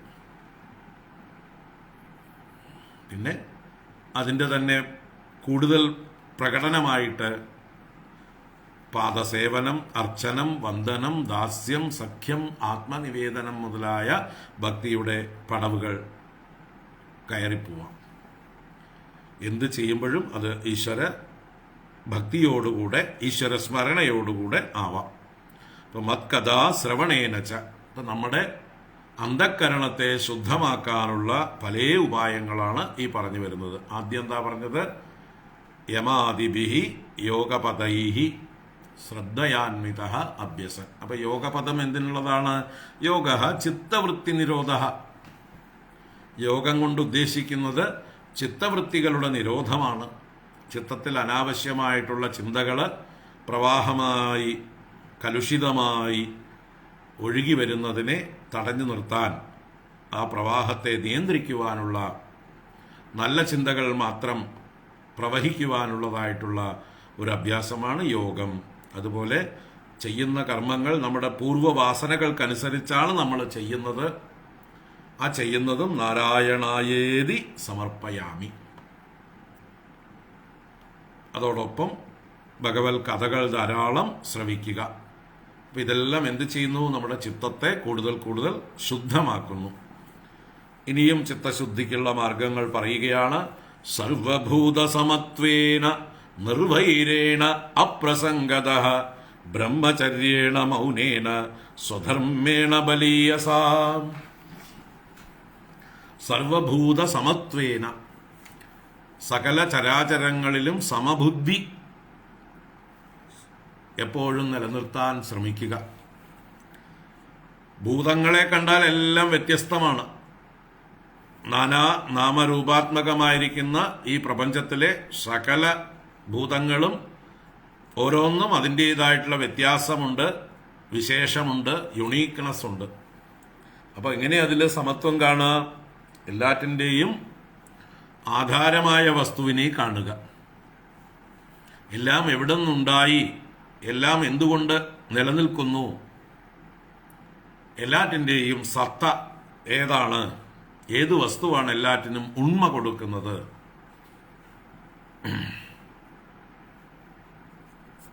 അപ്പോൾ എങ്ങനെയാണോ വിവിധ മൺപാത്രങ്ങളിലെല്ലാം മണ്ണിനെ കാണുന്നത്, വിവിധ സ്വർണ്ണാഭരണങ്ങളിലെല്ലാം സ്വർണത്തെ മാത്രം കാണുന്നത്, വിവിധ ജലത്തിൻ്റെ വികാരങ്ങളിലെല്ലാം ജലത്തെ കാണുന്നത്, അതുപോലെ ഭൂതങ്ങളിലെല്ലാം ആ ഭൂതങ്ങളെല്ലാം എവിടുന്ന് ഭവിച്ചുവോ ആ ഭൂതഭവ്യ ഭവത് പ്രഭുവിനെ കാണുക. സർവഭൂത സമത്വേന, എല്ലാറ്റിലും സമമായിരിക്കുന്നത് ആത്മസ്വരൂപം ബ്രഹ്മം. ഭൂതങ്ങൾ വ്യത്യസ്തങ്ങളായിക്കോട്ടെ, ഇലക്ട്രിക് ഉപകരണങ്ങൾ വ്യത്യസ്തങ്ങളായിക്കോട്ടെ, പക്ഷേ അവയിലെല്ലാം സമാനമായിട്ട് കറണ്ട്, വിദ്യുച്ഛക്തി ഒഴുകി ഇരിക്കുന്നത് കൊണ്ടാണ് അതെല്ലാം പ്രവർത്തിക്കുന്നത്. അപ്പോൾ ഇതിലെല്ലാറ്റിലും സമാനമായിട്ടുള്ളത് വൈദ്യുതി. ആ വൈദ്യുതിയെ ദർശിച്ചുകൊണ്ട് സമത്വം കാണുക. ബാക്കി അതിൻ്റെ രൂപവും പ്രയോഗവും അതിൻ്റെ വലിപ്പവും ചെറുപ്പവുമൊക്കെ അവിടെ ഇരിക്കട്ടെ. അത് ആ ഉപാധിയുടെ ധർമ്മമാണ്, ഉപാധിയുടെ ഉപയോഗത്തിനായിക്കൊണ്ട് ഉണ്ടാക്കിയിരിക്കുന്നതാണ്. ചില സ്ഥലങ്ങളിൽ നമുക്ക് 5 വാട്ട് ബൾബ് മതി, ചിലയിടത്ത് 10 വാട്ട് വേണം, ചിലയിടത്ത് 100 വാട്ട് വേണം, ചിലയിടത്ത് 500 വാട്ട് വേണം. അതിനൊക്കെ അനുസരിച്ച് നമ്മൾ ബൾബുകൾ ഉണ്ടാക്കിയിരിക്കുന്നു. പക്ഷെ അതിലൂടെ ഒഴുകുന്നതെല്ലാം ഒരേ 230 വാട്ട് അല്ലെങ്കിൽ 230 വോൾട്ട് വൈദ്യുതിയാണ്. ആ വൈദ്യുതിയിലൂടെ സമത്വം ദർശിക്കുക. ഉപകരണങ്ങളുടെ പ്രയോഗം നടക്കട്ടെ എന്നതുപോലെ ഇവിടെ നമ്മുടെ ഓരോരുത്തരുടെയും ഉള്ളിൽ നമുക്ക് ഉണ്മ നൽകുന്നതായിട്ടുള്ള ആത്മസ്വരൂപത്തെ ദർശിക്കുമ്പോഴാണ് സർവഭൂത സമത്വം ഉണ്ടാവുക. സർവഭൂത സമത്വേന നിർവൈരേണ അപ്രസംഗത. നിർവൈരേണ, നിർവൈരം എന്ന് പറഞ്ഞാൽ വൈരത്തെ ഉപേക്ഷിക്കുക, ആരോടും ശത്രുത ഇല്ലാതിരിക്കുക. ആരോടെങ്കിലും ശത്രുത വെച്ചാൽ ഏറ്റവും അധികം ബുദ്ധിമുട്ടുന്നത് നമ്മൾ തന്നെയാണ്. ആ ശത്രുത നമ്മളെ ക്യാൻസർ പോലെ തിന്നുകൊണ്ടേയിരിക്കും, നമ്മുടെ സ്വസ്ഥത നശിച്ചുകൊണ്ടേയിരിക്കും. നമുക്ക് പിന്നൊരിക്കലും ഒരു കാര്യവും മര്യാദയ്ക്ക് ചെയ്യാൻ സാധിക്കില്ല, ഉറങ്ങാൻ സാധിക്കില്ല, ഏതെങ്കിലും കർമ്മം ചെയ്യുമ്പോഴൊക്കെ നമ്മുടെ മനസ്സ് അജിറ്റേറ്റഡ് ആയിരിക്കും. നേരാവണ്ണം ഭക്ഷണം പോലും നമുക്ക് കഴിക്കാൻ പറ്റില്ല. ഒരു കാര്യത്തിലും നമുക്ക് മനസ്സ് ഉറക്കില്ല. നമ്മുടെ ഉള്ളിൽ ആരോടെങ്കിലും ശത്രുത ഉണ്ടെങ്കിൽ, ദ്വേഷഭാവം ഉണ്ടെങ്കിൽ. അതുകൊണ്ട് ഏറ്റവും അധികം ബാധിക്കപ്പെടുന്നത് നമ്മൾ തന്നെയാണെന്ന് തിരിച്ചറിയുക. ആരോടെങ്കിലും ശത്രുത നമ്മൾ സൂക്ഷിച്ചാൽ ഏറ്റവും അധികം ബാധിക്കപ്പെടുന്നത് നമ്മൾ തന്നെയാണ്. മറ്റുള്ളവരിലേക്ക് നമുക്ക് ചിലപ്പോൾ നമ്മുടെ ശത്രുതയുടെ ഇഫക്റ്റ് കൊണ്ടുവരാൻ കഴിഞ്ഞില്ല എന്ന് വരും. നമ്മൾ ആരെ വെറുക്കുന്നുവോ അവരെ ഉപദ്രവിക്കാനുള്ള ശക്തി നമുക്ക് ഇല്ലെങ്കിൽ നമ്മുടെ ശത്രുത നമ്മുടെ ഉള്ളിൽ തന്നെ ഇരിക്കുകയുള്ളൂ. അവരെ ബാധിക്കുന്നേ ഇല്ല. അവർ സ്വസ്ഥരായി അവരുടെ കാര്യങ്ങൾ നടത്തിക്കൊണ്ടേയിരിക്കും. അവരറിയുന്ന പോലുമില്ല നിങ്ങളുടെ ഉള്ളിൽ നീറി പുകയുന്നുണ്ട്, നിങ്ങൾ എരിഞ്ഞുകൊണ്ടിരിക്കുകയാണ് എന്നൊന്നും അവരറിയുന്നേ ഇല്ല. കാരണം അവർക്ക് അറിയേണ്ട ആവശ്യമില്ല. അവരെ സംബന്ധിച്ച് നിങ്ങൾ നിസ്സാരനാണ്. നിങ്ങൾക്ക് അയാളെ ഒരു ചുക്കും ചെയ്യാൻ കഴിയില്ല. അപ്പോൾ ആരാണ് നോവുന്നത്? ആരാണ് നീറുന്നത്? ആർക്കാണ് അസ്വസ്ഥതയുണ്ടാവുന്നത്? ആർക്കാണോ മറ്റുള്ളവരോട് ശത്രുതയുള്ളത് അവരാണ് ശരിക്കും ബാധിക്കപ്പെടുന്നത്. അതുകൊണ്ട് നമുക്ക് ആരോടും ശത്രുത ഇല്ലാതിരിക്കുന്നതാണ് ഏറ്റവും നല്ലത്. ഓരോരുത്തരും ചെയ്യുന്ന പ്രവൃത്തികളെ നമുക്ക് വിമർശിക്കാം, പ്രവൃത്തികളെ വെറുക്കാം. ആ വ്യക്തികളോട് നമുക്ക് ശാശ്വതമായിട്ടുള്ള ഒരു വെറുപ്പും ഉണ്ടാവാൻ പാടുള്ളതല്ല. Hate the sin, hate not the sinner എന്ന് ചൊല്ലുണ്ട്. Hate the sin, hate not the sinner. മറ്റുള്ളവർ ചെയ്യുന്ന തെറ്റുകളെ, പാപങ്ങളെ നമുക്ക് വെറുക്കാം, വിമർശിക്കാം. ആ തെറ്റുകളെ മാത്രം വെറുക്കുക, തെറ്റുകളെ മാത്രം വിമർശിക്കുക. വ്യക്തികളെ നമ്മൾ വെറുക്കാതിരിക്കുക, വിമർശിക്കാതിരിക്കുക. വ്യക്തികൾക്ക് നമുക്ക് മാപ്പ് കൊടുക്കാം.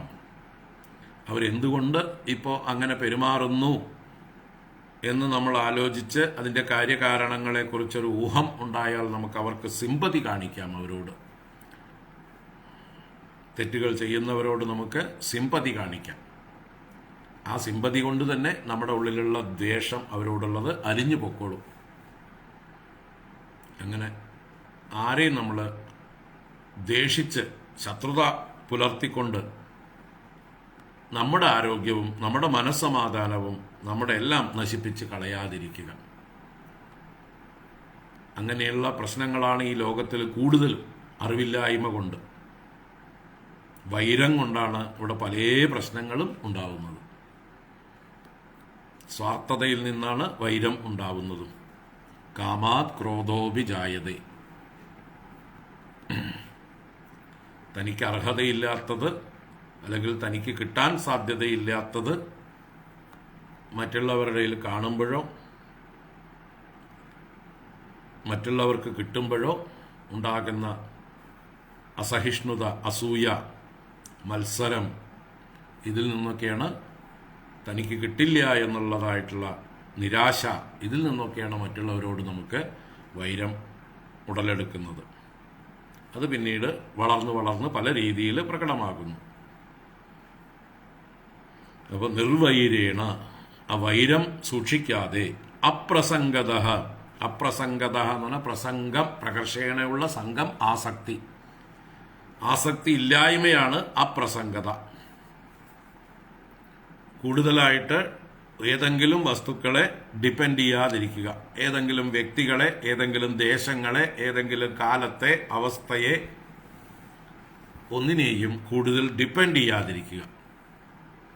ഡിപ്പെൻഡൻസിയാണ്, ആശ്രയത്വമാണ് സംഘത്തിലേക്ക് നയിക്കുന്നത്.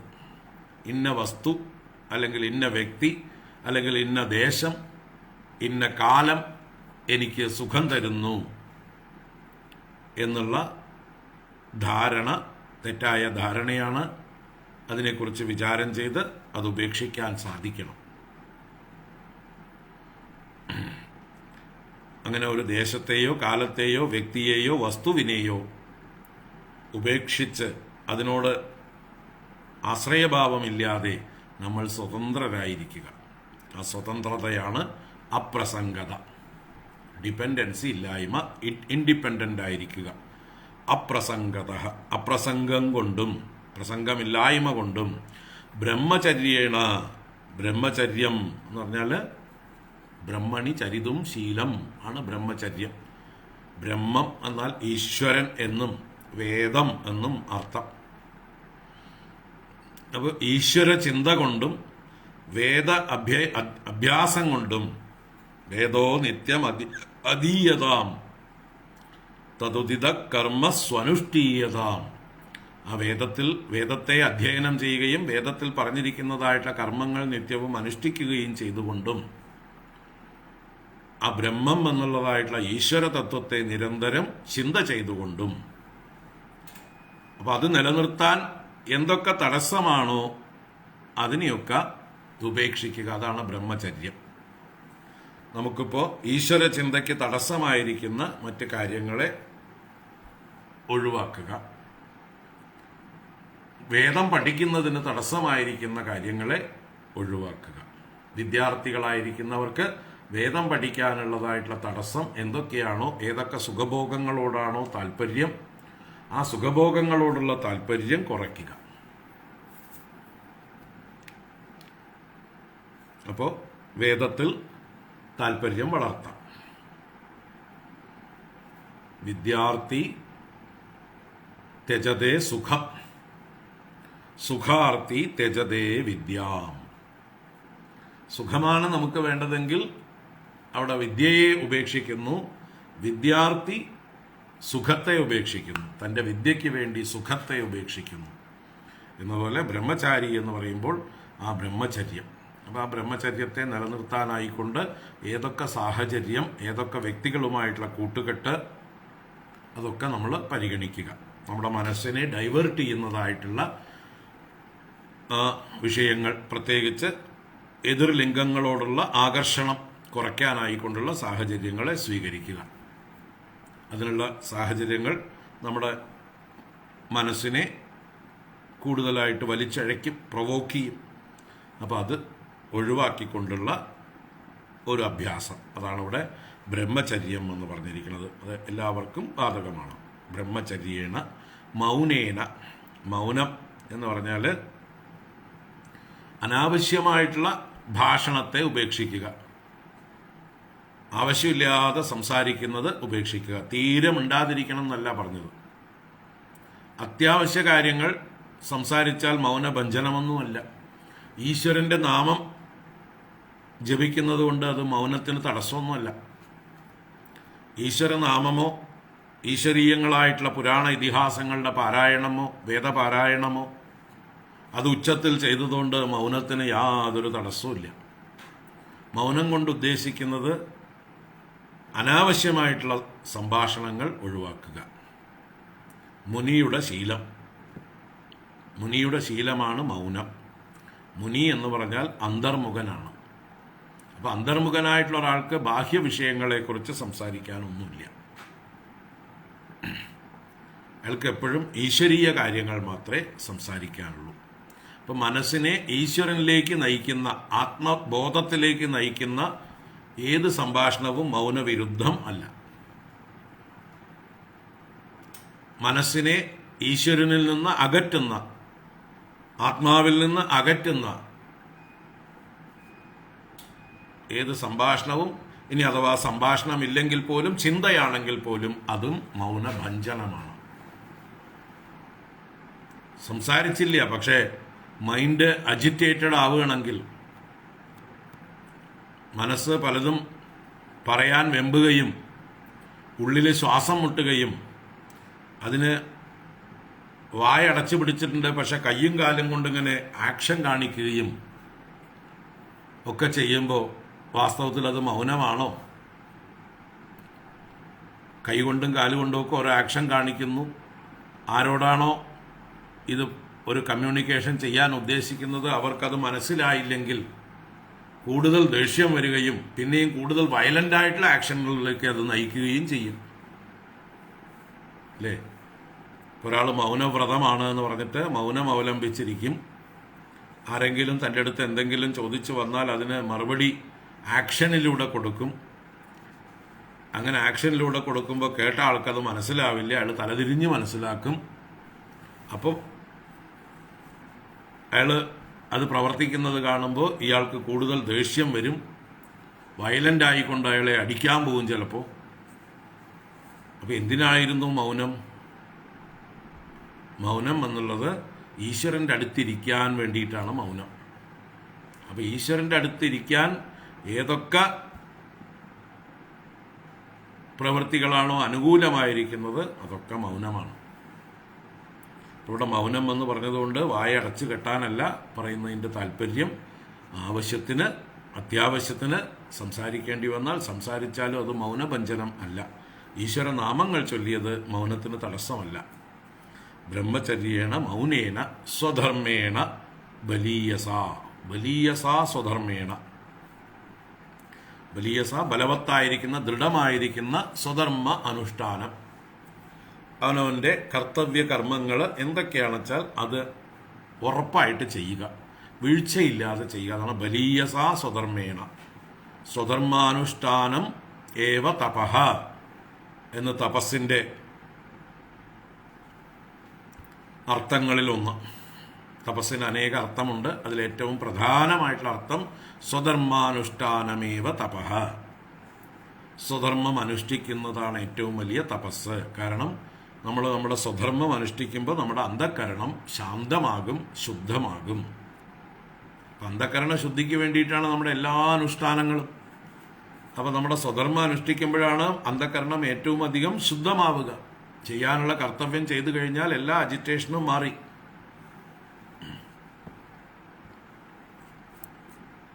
അതുകൊണ്ട് സ്വധർമാനുഷ്ഠാനത്തെ ഓരോരുത്തരുടെയും കർത്തവ്യ കർമ്മങ്ങൾ ചെയ്യുന്നതിനെ തപസ്സായിട്ട് കരുതണം.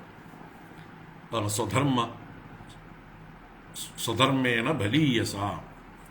യദൃച്ഛയാ ഉപലബ്ധേന സന്തുഷ്ടോ മിതഭുങ്മുനി വിവിക്ത ശരണശാന്തോ മൈത്രഃ കരുണ ആത്മവാൻ. യദൃച്ഛയാ ഉപലബ്ധേന സന്തുഷ്ടഃ. യാദൃച്ഛികമായി ഉപലബ്ധമായത്, ഉപലബ്ധം സമീപത്ത് വന്നു ചേർന്നത്, അതിൽ സന്തുഷ്ടഃ, അതിൽ തൃപ്തനായിരിക്കുക, സന്തോഷിക്കുക. എന്താണോ തൻ്റെ അടുത്തേക്ക് യാദൃച്ഛികമായി വന്നു ചേരുന്നത്, ആ യാദൃച്ഛികം എന്നുള്ളത് ഈശ്വരേച്ഛയാണ്. യദൃച്ഛയ എന്ന് പറയുന്നതിന് ആധ്യാത്മിക രംഗത്തുള്ള അർത്ഥം എന്താണ്? ഈശ്വരേച്ഛയാ എന്നാണ്. ഒന്നും ഇവിടെ യാദൃച്ഛികമില്ല. ഈ ലോകത്ത് യാദൃച്ഛികമായിട്ടൊന്നും സംഭവിക്കുന്നില്ല. ആരും ഒന്നും ചിന്തിക്കാതെ പ്ലാൻ ചെയ്യാതെ ഇവിടെ ഒന്നും നടക്കുന്നില്ല. ഇവിടെ പ്ലാനിങ് നന്നായിട്ട് നടക്കുന്നുണ്ട്. ആരുടെ? ഈശ്വരന്റെ പ്ലാനിങ്. അപ്പൊ ഇവിടെ യാദൃച്ഛികം എന്ന് പറയുന്നത് ഈശ്വരേച്ഛ മാത്രമാണ്. ഈശ്വരൻ നിശ്ചയിച്ചതാണ് നിങ്ങൾക്ക് ലഭിക്കുന്നത്. You get what you deserve, not what you desire. And he knows what you deserve. ഈശ്വരന് നല്ലതായിട്ട് അറിയാം നമുക്ക് എന്താണ് അർഹത എന്ന്. നമുക്ക് അർഹതയുള്ളതിനെ നമ്മുടെ അടുത്തേക്ക് കൊണ്ടുതരുന്നു ഈശ്വരൻ.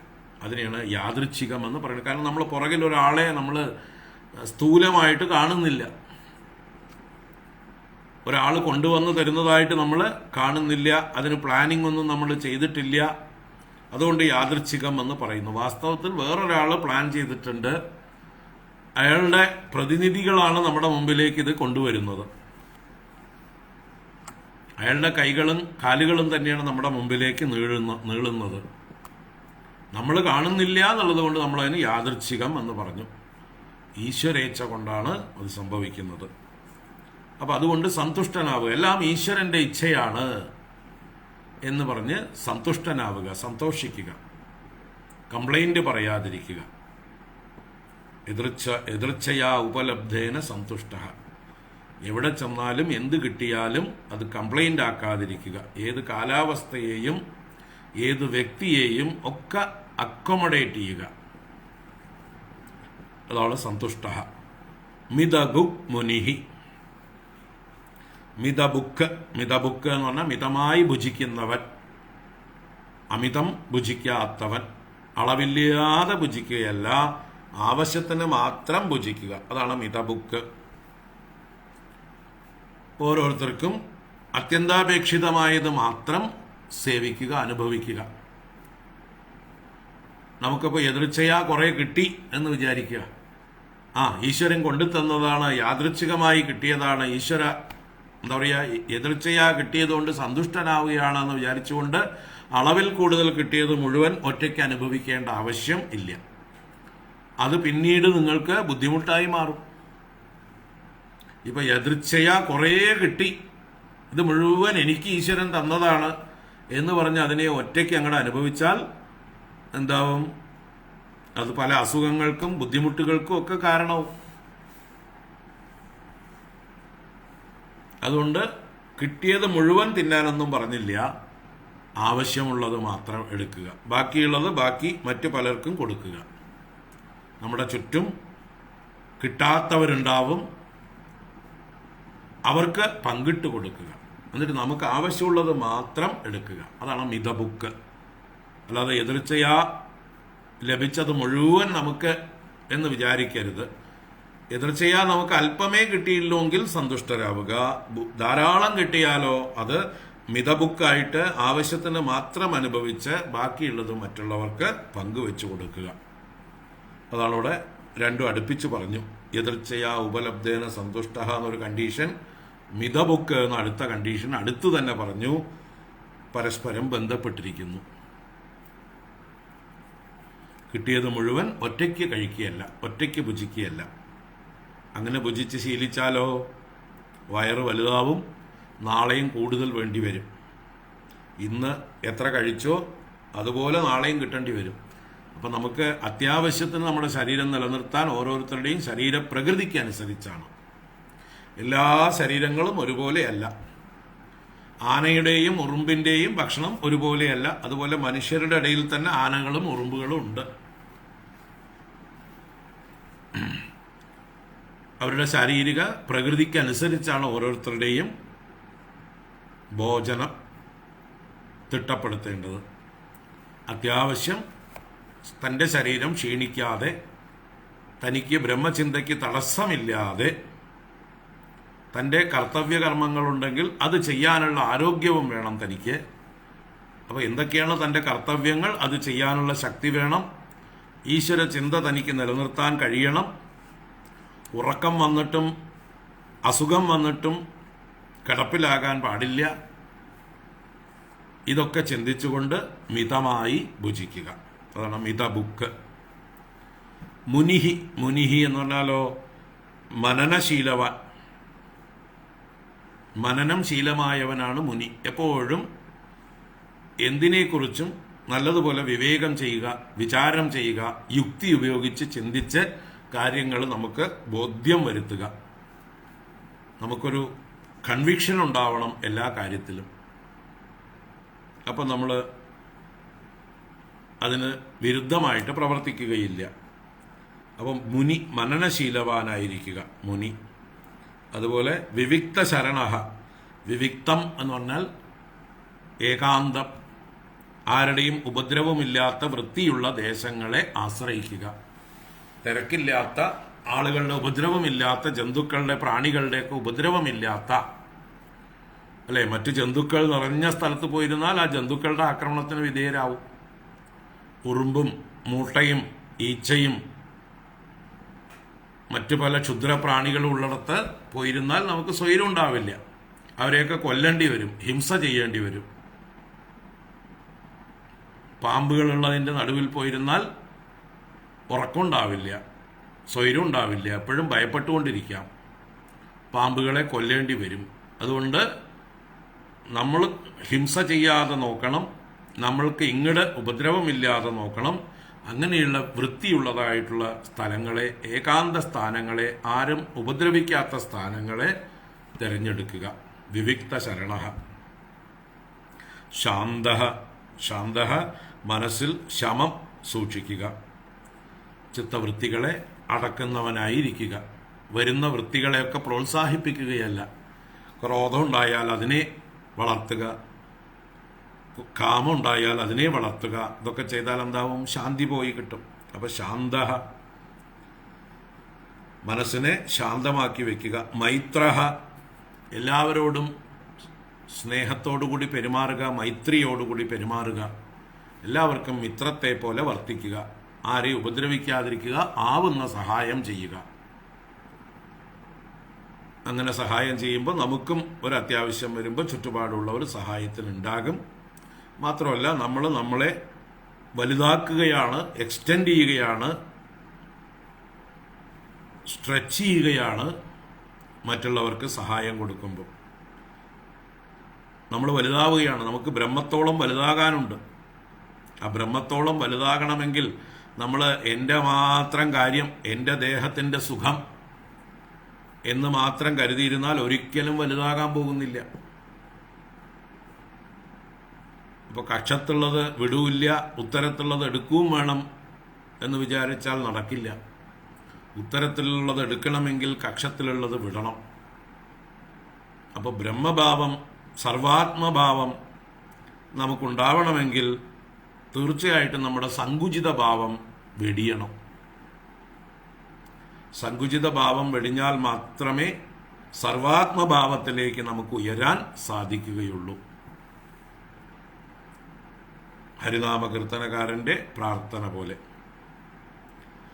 ആനന്ദ ചിന്മയ ഹരേ ഗോപികാരമണ, ഞാനെന്ന ഭാവമതു തോന്നായിക വേണമിഹ. ഇഹ ഇഹ എന്ന് പറഞ്ഞാൽ ഈ ശരീരത്തിൽ ഞാനെന്ന ഭാവമത് തോന്നായിക വേണം. ഇതാണ് ഞാനെന്ന ഭാവം എനിക്ക് തോന്നരുത്. പിന്നെയോ തോന്നുന്നതാകിലഖിലം ഞാനിതെന്ന വഴി തോന്നേണമേ വരദ നാരായണായ നമഃ. അങ്ങനെ ഞാനെന്ന ഭാവം എനിക്ക് തോന്നുകയാണെങ്കിൽ അത് ആ ഞാൻ ആരാണ്? സർവാത്മാവാണ്. അഖിലം ഞാനെന്ന ഭാവം. തോന്നുന്നതാകിലഖിലം ഞാനിതെന്ന വഴി തോന്നേണമേ വരദ നാരായണായ നമഃ. അപ്പം നമുക്ക് ഈ ബ്രഹ്മ സാക്ഷാത്കാരം ഉണ്ടാവണമെങ്കിൽ തീർച്ചയായിട്ടും നമ്മൾ സങ്കുചിതരായി സ്വന്തം കാര്യം സിന്ദാബാദ് എന്ന് പറഞ്ഞിരിക്കുന്നവർക്ക് ഒരിക്കലും സാധ്യമല്ല. സ്വന്തം കാര്യം മാത്രം നോക്കുന്നവർക്ക് ബ്രഹ്മസാക്ഷാത്കാരത്തിന് ഒരിക്കലും അർഹതയില്ല. അതുകൊണ്ട് എന്ത് ചെയ്യണം? മറ്റുള്ളവർക്കും നമ്മളാലാവുന്ന സേവ ചെയ്യണം, സഹായം ചെയ്യണം. അതിനെയാണ് മൈത്ര എന്ന് പറഞ്ഞത്. മൈത്ര, മിത്രഭാവത്തോടെ, ബന്ധുഭാവത്തോടെ മറ്റുള്ളവർക്ക് തന്നാലാവുന്ന സഹായങ്ങൾ ചെയ്തുകൊണ്ട് തന്നെ മറ്റുള്ളവരിലേക്ക് ഐക്യപ്പെടുത്തുക, തൻ്റെ സങ്കുചിത ഭാവം വെടിഞ്ഞ് വികസിക്കുക. എക്സ്പാൻഷൻ.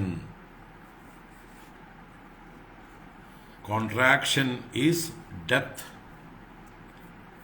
Expansion is life. നമ്മൾ ജീവിച്ചിരിക്കുന്നു എന്നുള്ളതിൻ്റെ തെളിവാണ് നമ്മുടെ വികാസം. മറ്റത് ചത്തതിനൊക്കുമേ ജീവിച്ചിരിക്കലും. അപ്പോൾ വികസിക്കുവിൻ, വികസിക്കുവിൻ, മറ്റുള്ളവരിലേക്ക് വികസിക്കുവിൻ. Expand your self. അതാണ് ഇവിടെ മൈത്ര. കരുണ. കരുണ, ദീനന്മാരുടെ നേരെ കാരുണ്യം കാണിക്കുക, അവശരായിട്ടുള്ളവർക്ക് സാന്ത്വനമേകുക. ഏത് സഹായമാണോ ചെയ്യാൻ കഴിയുക അത് ചെയ്യുക. അതാണ് കരുണ.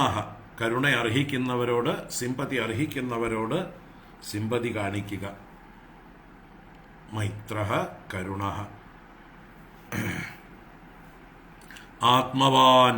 ആത്മവാൻ എന്ന് പറഞ്ഞാൽ ഇന്ദ്രിയങ്ങളെ നിയന്ത്രണമുള്ളവനായിരിക്കുക.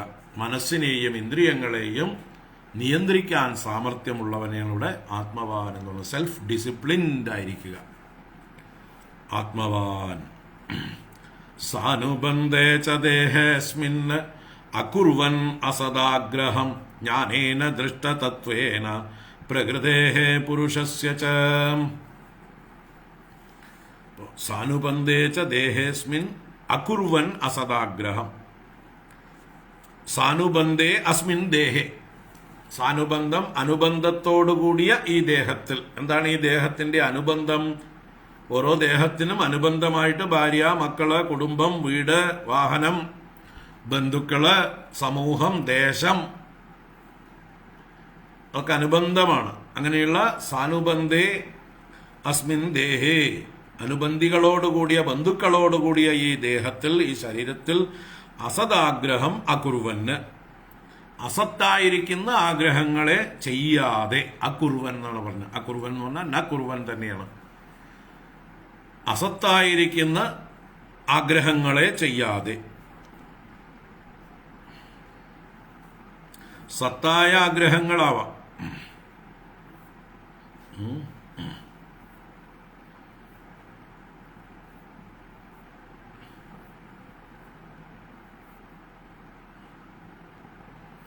അസത്താഗ്രഹം ചെയ്യാതെ സാനുബന്ധ, അനുബന്ധത്തോടുകൂടിയ, ബന്ധുക്കളോടുകൂടിയ ഈ ദേഹത്തിൽ അസദാഗ്രഹം അകുർവന്. പ്രകൃതേഹേ പുരുഷസ്യ ച ദൃഷ്ടതത്വേന ജ്ഞാനേന നിവൃത്ത ബുദ്ധ്യവസ്ഥാനഃ. പ്രകൃതേഹേ പുരുഷസ്യ ച, പ്രകൃതിയുടെയും പുരുഷന്റെയും ദൃഷ്ടതത്വേന ജ്ഞാനേന, അവയുടെ തത്വം, അവയുടെ യഥാർത്ഥ ഭാവം, ഉണ്മ, ധർമ്മം. എന്താണ് പ്രകൃതിയുടെ ധർമ്മം, പ്രകൃതിയുടെ സ്വഭാവം? എന്താണ് പുരുഷന്റെ സ്വഭാവം, പുരുഷന്റെ ധർമ്മം? അതിനെ ദർശിച്ച്, അതാണ് ദൃഷ്ടതത്വമായിട്ട്. അപ്പൊ ദൃഷ്ടതത്വേന ജ്ഞാനേന, ആ പ്രകൃതി പുരുഷ വിവേചനം ചെയ്ത് അവയുടെ തത്വം അറിഞ്ഞുകൊണ്ടുള്ള ജ്ഞാനം കൊണ്ട് നിവൃത്ത ബുദ്ധി അവസ്ഥാനഃ, നിവർത്തിക്കപ്പെട്ടതായിട്ടുള്ള ബുദ്ധി അവസ്ഥാനത്തോടു കൂടിയവനായിട്ട്, ദൂരീഭൂത അന്യദർശന, ദൂരീകരിക്കപ്പെട്ടതായിട്ടുള്ള അന്യദർശനത്തോടു കൂടിയവനായിട്ട്, എന്ന് വെച്ചാലോ നാനാത്വ ഭ്രമം ഇല്ലാത്തവനായിട്ട്. ഈ ക്ഷേത്രജ്ഞന്റെ ധർമ്മം അറിഞ്ഞ് ആ ക്ഷേത്രജ്ഞനെ ശരിയായ രീതിയിൽ ഉറപ്പിച്ച്, ബുദ്ധിയിൽ ഉറപ്പിച്ച്, അന്യമായിരിക്കുന്നതിൽ ഭ്രമം ഇല്ലാത്തവൻ ആയിട്ട്, പ്രകൃതിയിൽ ഭ്രമമില്ലാത്തവനായിട്ട്. അതാണ് നിവൃത്ത ബുദ്ധി അവസ്ഥാനഃ, ദൂരീഭൂത അന്യദർശന, ദൂരീകരിക്കപ്പെട്ട അന്യദർശനത്തോടുകൂടെ. ആത്മനാ ചക്ഷുഷ അർക്കം അർക്കം ഇവ, ആത്മനാ ചക്ഷുഷ, തൻ്റെ തന്നെ നേത്രം കൊണ്ട്, തൻ്റെ തന്നെ ദർശനം കൊണ്ട്. ഇവിടെ ചക്ഷുഷ എന്ന് പറഞ്ഞാൽ കണ്ണുകൊണ്ട് എന്നാണെങ്കിലും ഇവിടെ ദർശനം കൊണ്ട്, തൻ്റെ തന്നെ ഉൾക്കണ്ണുകൊണ്ട്. അർക്കം ഇവ മുക്തലിംഗം അസതി സദാഭാസം സതഃ ബന്ധും അസചക്ഷു സർവാനുസ്യൂതം അദ്വയം ആത്മാനം ഉപലഭ്യ പ്രതിപദ്യതേ എന്നുകൂടി ചേർക്കാം. അപ്പോ ആത്മനാ ചക്ഷുഷ ആത്മാനം ഉപലഭ്യ, ഇവിടെ അവസാനം പറഞ്ഞ ആത്മാനം ഉപലഭ്യ ഇവിടേക്ക് അന്വയിക്കാം. തൻ്റെ തന്നെ ദർശനം കൊണ്ട് ആത്മസ്വരൂപത്തെ അറിഞ്ഞിട്ട്, ഉപലഭ്യ എന്ന് പറഞ്ഞാൽ അറിഞ്ഞിട്ട്. ഇതുപോലെ അർക്കമിവ എന്ന് പറഞ്ഞു. അർക്കമിവ എന്ന് പറഞ്ഞാൽ സൂര്യനെ പോലെ. അവിടെ സൂര്യനെ പോലെ എന്ന് പറഞ്ഞാൽ മുൻ ഉദാഹരണം പറഞ്ഞിരുന്നുവല്ലോ, ജലത്തിൽ ഗമിച്ച അർക്കനെ പോലെ എന്ന്.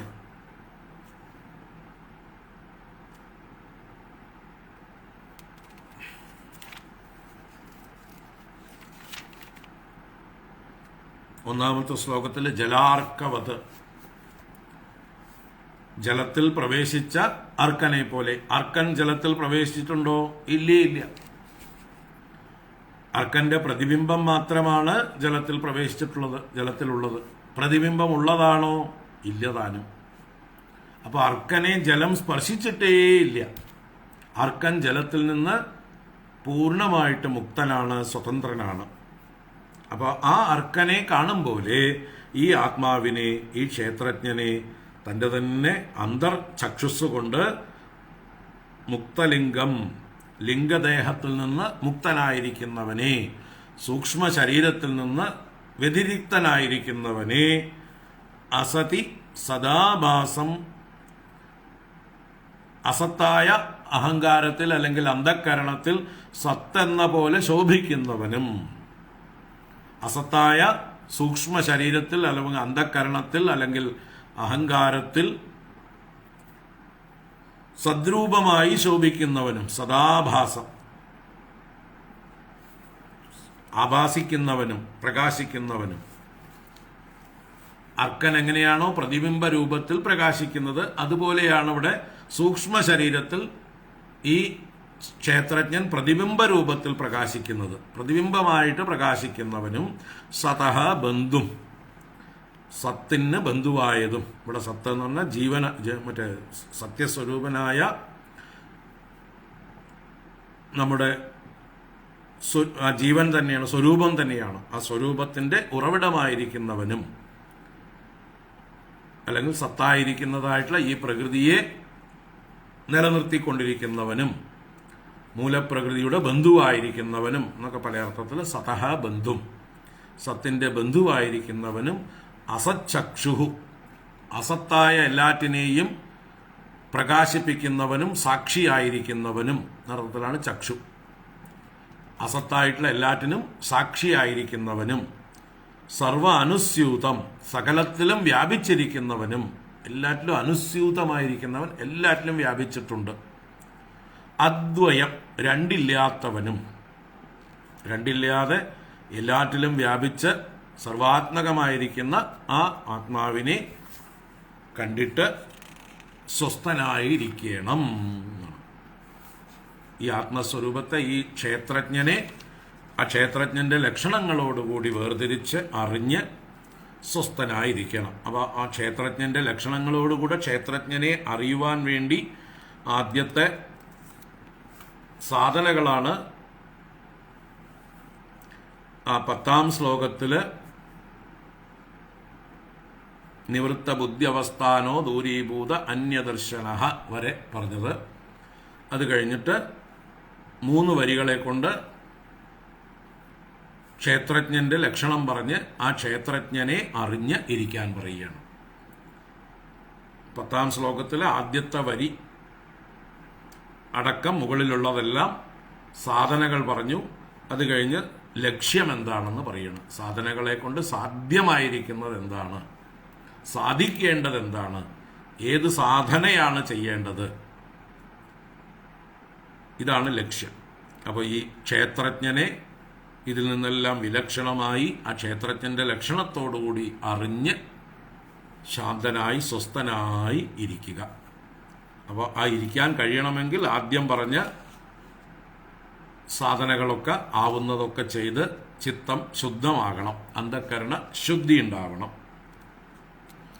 യമാദിഭിർയോഗപതൈഃ അഭ്യസൻ ശ്രദ്ധയാന്വിതഃ മയി ഭാവേന സത്യേന മത്കഥാശ്രവണേന ച സർവഭൂതസമത്വേന നിർവൈരേണ അപ്രസംഗതഃ ബ്രഹ്മചര്യേണ മൗനേന സ്വധർമ്മേണ ബലീയസ യദൃച്ഛയോപലബ്ധേന സന്തുഷ്ടോ മിതഭുങ്മുനിഃ വിവിക്തശരണശാന്തോ മൈത്രഃ കരുണ ആത്മവാൻ സാനുബന്ധേ ച ദേഹേസ്മിൻ അകുർവൻ അസദാഗ്രഹം ജ്ഞാനേന ദൃഷ്ടതത്വേന പ്രകൃതേഃ പുരുഷസ്യ ച നിവൃത്തബുദ്ധ്യവസ്ഥാനോ ദൂരീഭൂത അന്യദർശനഃ ഉപലഭ്യാത്മനാത്മാനം ചക്ഷുഷേവാർക്കമാത്മദൃക് മുക്തലിംഗം സദാഭാസം അസതി പ്രതിപദ്യത്തെ സതോ ബന്ധും അസച്ചക്ഷുഃ സർവാനുസ്യൂതമദ്വയം.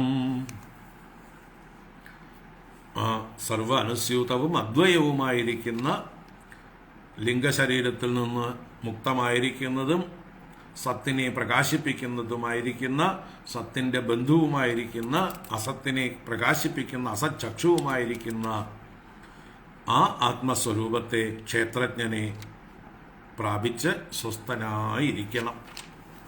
ഇതാണ് ഈ ശ്ലോകങ്ങളുടെ സാരം. അങ്ങനെ നമ്മുടെ ഉള്ളിലുള്ളതായിട്ടുള്ള ക്ഷേത്രജ്ഞനെ അറിയുന്നതോടുകൂടി പുരുഷനെ അറിയാം. എന്ന് വെച്ചാൽ ക്ഷേത്രജ്ഞനും പുരുഷനും പര്യായ ശബ്ദങ്ങൾ മാത്രമാണ്.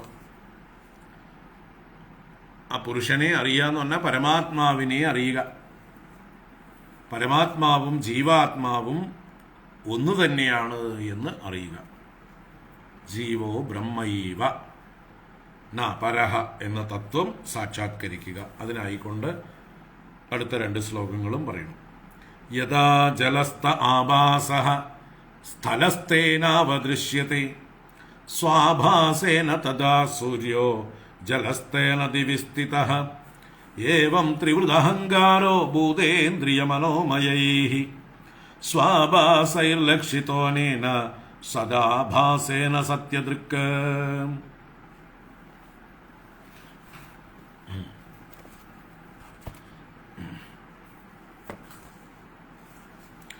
യഥാ ജലസ്ഥഃ ആഭാസഃ സ്ഥലസ്ഥേന അവദൃശ്യത്തെ സ്വാഭാസേന തഥാ സൂര്യോ ജലസ്ഥേന ദിവി സ്ഥിതഃ.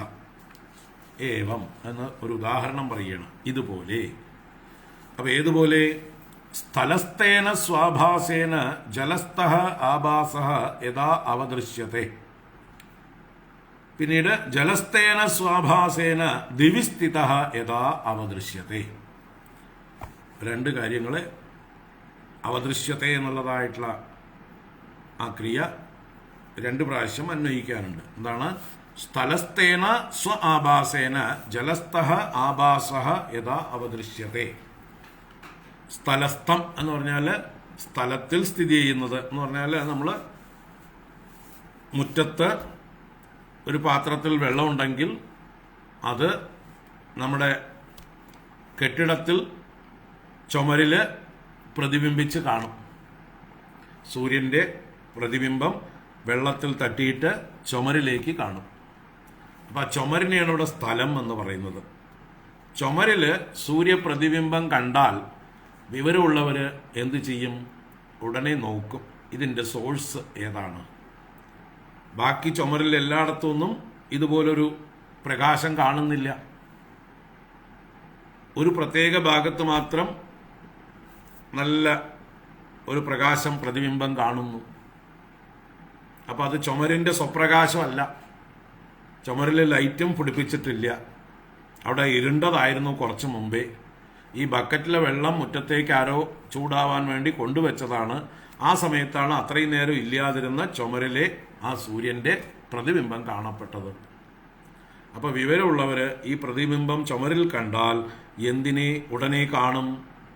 അതിൻ്റെ സോഴ്സ് ബക്കറ്റാണ് എന്ന് കാണും. ഓ, ഇത്രയും നേരം ഈ ചുമരിൽ ഇല്ലാതിരുന്ന ഈ പ്രതിബിംബം, ഈ നിഴല് അല്ലെങ്കിൽ ഈ പ്രകാശം, ഇതിന് കാരണക്കാരൻ അതാ ബക്കറ്റിൽ കാണുന്ന പ്രതിബിംബമാണ്. അതാണ് സ്ഥലസ്ഥേന സ്വ ആഭാസേന ജലസ്ഥഃ ആഭാസഃ യഥാ അവദൃശ്യത്തെ. സ്ഥലത്തിൽ കാണുന്ന ആഭാസം കൊണ്ട് ജലത്തിലിരിക്കുന്ന ആഭാസത്തെ എങ്ങനെ കാണുന്നുവോ. പിന്നെ തുടർന്നിട്ട് എന്താണ്? ജലസ്ഥേന സ്വാഭാസേന ദിവിസ്ഥിതഃ സൂര്യഃ യഥാ അവദൃശ്യത്തെ. ജലസ്ഥം, ആ ജലാശയത്തിൽ ബക്കറ്റിൽ കാണുന്നതായിട്ടുള്ള സൂര്യനെ കാണുമ്പോൾ ഇത് വീട്ടിനകത്തുനിന്ന് ഈ ബക്കറ്റും വെള്ളവും കൊണ്ടുവരുമ്പോൾ അതിൽ ഉണ്ടായിരുന്നില്ല ഈ പ്രകാശം. വീട്ടിനകത്തുനിന്ന് ബക്കറ്റുമായിട്ട് വന്നപ്പോൾ അവിടെ നിഴലായിരുന്നു, അവിടെ സൂര്യന്റെ പ്രകാശം നേരിട്ടുണ്ടായിരുന്നില്ല. അപ്പം അവിടെ കണ്ടിരുന്നില്ല. ഇവിടെ മുറ്റത്തേക്ക് വന്നതും ഇതിനകത്തൊരു തിളക്കം കാണുന്നു, ഒരു പ്രതിബിംബം കാണുന്നു. ഇതെങ്ങനെ, എവിടുന്ന് വന്നു? എപ്പോഴും മുറ്റത്തേക്ക് ബക്കറ്റ് കൊണ്ടുവച്ചാൽ അതിൽ ഇതുപോലൊരു സാധനം ഉണ്ടാവുമോ? ഉണ്ടാവില്ലല്ലോ. രാത്രിയിലാണെങ്കിൽ ഉണ്ടാവുന്നില്ല, മഴക്കാലത്ത് മേഘം മൂടിയിരിക്കുമ്പോൾ കാണില്ല. അപ്പോൾ ചിന്തിച്ചു, ഞാൻ ഉള്ളിൽ നിന്ന് ബക്കറ്റ് കൊണ്ടുവരുമ്പോൾ ഈ ഒരു തിളക്കം ഇതിലുണ്ടായിരുന്നില്ല, ഈ ഒരു പ്രതിബിംബം ഇതിലുണ്ടായിരുന്നില്ല, ഇതിപ്പോൾ എവിടുന്ന് വന്നു? ഉടനെ അതിൻ്റെ സ്രോതസ്സിലേക്ക് നോക്കി, മുകളിലേക്ക്. അതാണ് ജലസ്ഥേന സ്വാഭാസേന, ആ ആഭാസത്തിൽ നിന്ന് ദിവിസ്ഥിതഃ സൂര്യഃ യഥാ അവദൃശ്യത്തെ. ദിവി ആകാശേ സ്ഥിതഃ സൂര്യഃ, ആകാശത്തിൽ സ്ഥിതി ചെയ്യുന്ന സൂര്യനെ എങ്ങനെ കണ്ടുപിടിക്കുന്നു? അപ്പൊ ചുമരിൽ നിന്ന് എവിടേക്കെത്തി? ജലത്തിലേക്കെത്തി. ജലത്തിൽ നിന്ന് മുകളിലെ സൂര്യനിലേക്കും എത്തി. അപ്പൊ ചുമരിലെ പ്രതിബിംബം അത് തന്നെ ഉണ്ടായതല്ല, അത് സൂര്യന്റെ പ്രതിബിംബം തന്നെയാണ്. മുകളിലുള്ള സൂര്യന്റെ പ്രതിബിംബം തന്നെയാണ്. ഇത് നേരത്തെ ഉണ്ടായിരുന്നില്ല, പക്ഷെ ഇപ്പൊ ഉണ്ടാവാനുള്ള കാരണം ആ ജലം മുറ്റത്ത് വന്നതാണ്. കണക്ഷൻ കിട്ടി, നമുക്ക് യുക്തിയായി, നമ്മൾ സാറ്റിസ്ഫൈഡ് ആയി. ആ ഒരു വിഷയത്തിൽ അന്വേഷിച്ചപ്പോൾ കാര്യം പിടികിട്ടി, നമ്മുടെ മനസ്സ് സ്വസ്ഥമായി. ഇനി നമ്മൾ എപ്പോൾ കണ്ടാലും നമുക്ക് ആ ഒരു ബോധം ഉണ്ടാവും. ഈ ചുമരിൽ എപ്പോൾ നമ്മൾ നിഴല് കണ്ടാലും ഉടനെ അതിൻ്റെ കാരണം അന്വേഷിക്കും. മുറ്റത്ത് എന്തെങ്കിലും ഉണ്ടോ, വല്ല കണ്ണാടി കഷ്ണമോ അല്ലെങ്കിൽ വല്ല കാറ് നിർത്തിയിരുന്നാലും മതി അല്ലേ, കാറിൻ്റെ കണ്ണാടിയിൽ നിന്ന് റിഫ്ലക്റ്റ് ചെയ്തിട്ട് ചുമരിലേക്ക് വരാം. അല്ലെങ്കിൽ വല്ല ബൈക്ക് നിർത്തിയിട്ടുണ്ടെങ്കിൽ അതിൻ്റെ മിറർ, റിയർ വ്യൂ മിറർ ഉണ്ടാവാം, അതിൽ നിന്ന് വരാം. ഇങ്ങനെ പല സ്രോതസ്സിൽ നിന്ന് സൂര്യപ്രകാശം ചുമരിലേക്ക് വരാം. ഊഹിച്ചെടുക്കാം. എന്നിട്ട് അതിൻ്റെ ഒറിജിനൽ സ്രോതസ് സൂര്യനാണ്, ഈ പ്രകാശത്തിൻ്റെയൊക്കെ യഥാർത്ഥ ഉടമസ്ഥൻ സൂര്യനാണ് എന്നും വിവരമുള്ളവർക്ക് സോഴ്സ് ചെയ്തെടുക്കാം, കണ്ടുപിടിച്ചെടുക്കാം. അതുപോലെ എന്ന് പറയുന്നത് തഥാ ഏവം ഇപ്രകാരം ഭൂതേന്ദ്രിയ മനോമയൈഹി സ്വാഭാസൈഹി ത്രിവൃത്ത അഹങ്കാരഃ സദാഭാസേന അനേന സത്യദൃക് ലക്ഷിതഃ.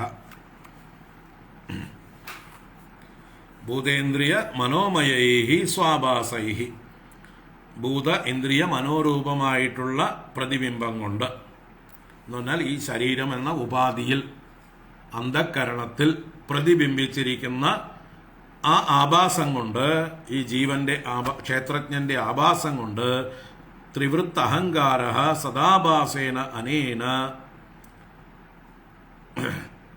അപ്പോ ഈ ഭൂതങ്ങളിലും ഇന്ദ്രിയങ്ങളിലും മനസ്സിലുമൊക്കെ പ്രകാശിച്ചത് ഈ അഹങ്കാരത്തിൽ പ്രതിബിംബിച്ചതായിട്ടുള്ള ആത്മപ്രതിബിംബമാണ് എന്ന് ആ സത്യദൃക്ക് ലക്ഷിത, സത്യ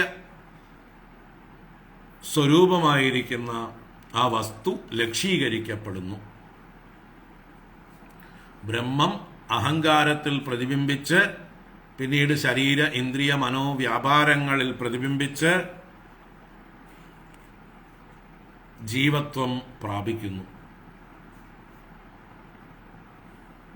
അപ്പൊ ആ ജീവൻ വാസ്തവത്തിൽ എവിടുന്ന് വന്നു? ജീവന്റെ ഒറിജിനൽ സോഴ്സ് എവിടുന്നാണ്? അത് ബ്രഹ്മത്തിൽ നിന്നാണ്. ഏതു വഴിക്കാ വന്നത്? ശരീര ഇന്ദ്രിയ മനോ വ്യാപാരത്തിലൂടെ. അതിലേക്ക് എവിടുന്നാ വന്ന്? അഹങ്കാരത്തിലൂടെ. അപ്പൊ അഹങ്കാരം മുറ്റത്ത് വെച്ച ബക്കറ്റിലെ ജലമാണെങ്കിൽ, അതിലുണ്ടായ പ്രതിബിംബമാണെങ്കിൽ, ചുമരിൽ കണ്ട പ്രകാശം ശരീരേന്ദ്രിയങ്ങളെ പ്രകാശിപ്പിച്ച ആ ആത്മാവിന്റെ പ്രകാശം, ക്ഷേത്രജ്ഞന്റെ പ്രകാശം. ഇതിലൂടെ എങ്ങനെയാണോ നമ്മൾ യഥാർത്ഥ സൂര്യനെ ചുമരിൽ കണ്ട പ്രതിബിംബത്തിൽ നിന്ന് ഊഹിക്കുന്നത്, അതുപോലെ നമ്മുടെ ഇന്ദ്രിയ മനോബുദ്ധികളുടെ എല്ലാം ചേഷ്ടയ്ക്ക് കാരണഭൂതനായിരിക്കുന്ന ആ ആത്മാവിനെ, ക്ഷേത്രജ്ഞനെ നമുക്ക് അനുമാനിച്ചെടുക്കാൻ കഴിയണം. വിചാരം ചെയ്ത് വേർതിരിച്ചെടുക്കാൻ കഴിയണം. ഓരോ ഉപാധിയിലും പ്രതിബിംബിച്ചിരിക്കുന്ന ആ പ്രതിബിംബത്തിൽ നിന്ന് ബിംബത്തിലേക്ക് നമ്മുടെ ദൃഷ്ടി തിരിഞ്ഞു പോകണം. ആ ബിംബമാണ് ബ്രഹ്മം, പരമാത്മ. അഹങ്കാരത്തിൽ പ്രതിബിംബിക്കുന്നതിനെ ക്ഷേത്രജ്ഞൻ എന്ന് വിളിക്കുന്നു. അത് ശരീര ഇന്ദ്രിയങ്ങളും മനസ്സുമൊക്കെ ആയിട്ട് കുഴഞ്ഞു മറിഞ്ഞ് ജീവത്വം പ്രാപിക്കുന്നു, സംസാരിയായി ഭവിക്കുന്നു. തിരിച്ച് അപ്പോൾ ഈ അഹങ്കാരത്തിൽ പ്രതിബിംബിച്ചതായിട്ടുള്ള ആത്മചൈതന്യം പുറത്തോട്ട് നോക്കിയാൽ ശരീര മനോബുദ്ധികളാണ് കാണുന്നത്, അതുമായിട്ടാണ് താദാത്മ്യം പ്രാപിക്കുന്നത്. അപ്പോൾ ജീവനായി ഭവിക്കുന്നു. നേരെ മറിച്ച് ഈ ശരീര മനോബുദ്ധികളാകുന്ന ഇന്ദ്രിയ ഉപാധികളിൽ നിന്ന് സ്വയം പിൻവലിഞ്ഞ് തൻ്റെ സോഴ്സിലേക്ക് തിരിഞ്ഞു നോക്കിയാൽ താൻ ബ്രഹ്മമാണെന്നും അറിയുന്നു. അപ്പോൾ അന്തർമുഖമാകുമ്പോൾ, തൻ്റെ സ്വരൂപത്തിലേക്ക് തിരിഞ്ഞു നോക്കുമ്പോൾ തൻ്റെ യഥാർത്ഥ സ്രോതസ് ബ്രഹ്മമാണെന്ന് തിരിച്ചറിയുന്നു. പുറത്തേക്ക് നോക്കുമ്പോൾ ശരീര മനോബുദ്ധികളുമായി താതാത്മ്യം പ്രാപിച്ച് ജീവത്വം പ്രാപിക്കുന്നു. ഈ അഹങ്കാരത്തിൽ പ്രതിബിംബിച്ച ക്ഷേത്രജ്ഞ ചൈതന്യം ബഹിർമുഖമാകുമ്പോഴാണ് ജീവനാകുന്നത്. അന്തർമുഖമാകുമ്പോൾ ജീവൻ മുക്തനാകുന്നു, ഈശ്വരനാകുന്നു. രണ്ട് ഭാഗത്തേക്കുള്ള നോട്ടത്തിന്റെ വ്യത്യാസമാണ്. തൻ്റെ സോഴ്സിലേക്ക് നോക്കിയാൽ താൻ ആരെന്നറിയും, തൻ്റെ കാര്യത്തിലേക്ക് നോക്കിയാൽ, പുറത്തേക്ക് നോക്കിയാൽ താൻ സംസാരിയായിട്ടും മാറും. എവിടേക്കാണ് നോക്കേണ്ടതെന്ന് തീരുമാനിച്ചോളൂ. സംസാരിയാവണോ, പുറത്തേക്ക് നോക്കിയിരുന്നോളൂ. ബ്രഹ്മമാകണോ, അകത്തേക്ക് നോക്കിയിരുന്നോളൂ. ഉപനിഷത്ത് പറയുന്ന ആ ബഹിർമുഖത്വം. പരാഞ്ചികാനി വ്യതൃണത് സ്വയംഭൂ തസ്മാത് പരാൻ പശ്യതി ന അന്തരാത്മൻ. ഇന്ദ്രിയങ്ങളെല്ലാം പുറത്തേക്ക് തിരിച്ചു വച്ചിരിക്കുന്നത് കൊണ്ട് പുറത്തുള്ളതൊക്കെ കാണുന്നു, അന്തരാത്മാവിനെ കാണുന്നില്ല. എന്നാൽ കശ്ചിത് ധീരഃ പ്രത്യഗാത്മാനമൈക്ഷത്. ഒരു വിവേകി, ഒരു ധീരൻ തൻ്റെ പ്രത്യഗാത്മാവിനെ കാണുന്നു. എങ്ങനെ? ആവൃത്ത ചക്ഷുഹു, തൻ്റെ കണ്ണുകളെ ഉള്ളിലേക്ക് തിരിച്ചിട്ട്, ചക്ഷുസിനെ ആവർത്തനം ചെയ്തിട്ട്, പരാവർത്തനം ചെയ്തിട്ട്, തന്നിലേക്ക് തിരിച്ചിട്ട്, അന്തർമുഖമായിട്ട്. അപ്പൊ തൻ്റെ സ്രോതസ്സിലേക്ക് തിരിച്ചാൽ തൻ്റെ സ്രോതസ് ആത്മസ്വരൂപമാണെന്നറിയാം. പുറത്തേക്ക് തിരിച്ചു വെച്ചാൽ, ബഹിർമുഖമായിരുന്നാൽ ശരീര മനോബുദ്ധികളുമായി താതാത്മ്യം പ്രാപിച്ച് അവശനായിത്തീരും, ജീവത്വം പ്രാപിക്കും. ഏതാ വേണ്ടത് ചിന്തിച്ചോളൂ.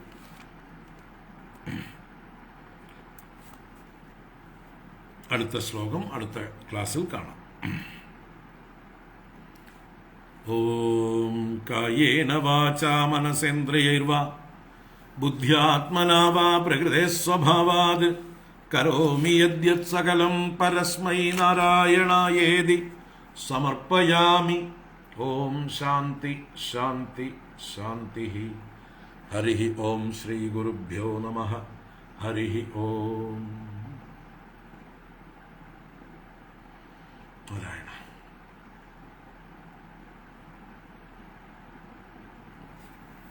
നാളെ തുടരാം. ഹരി ഓം.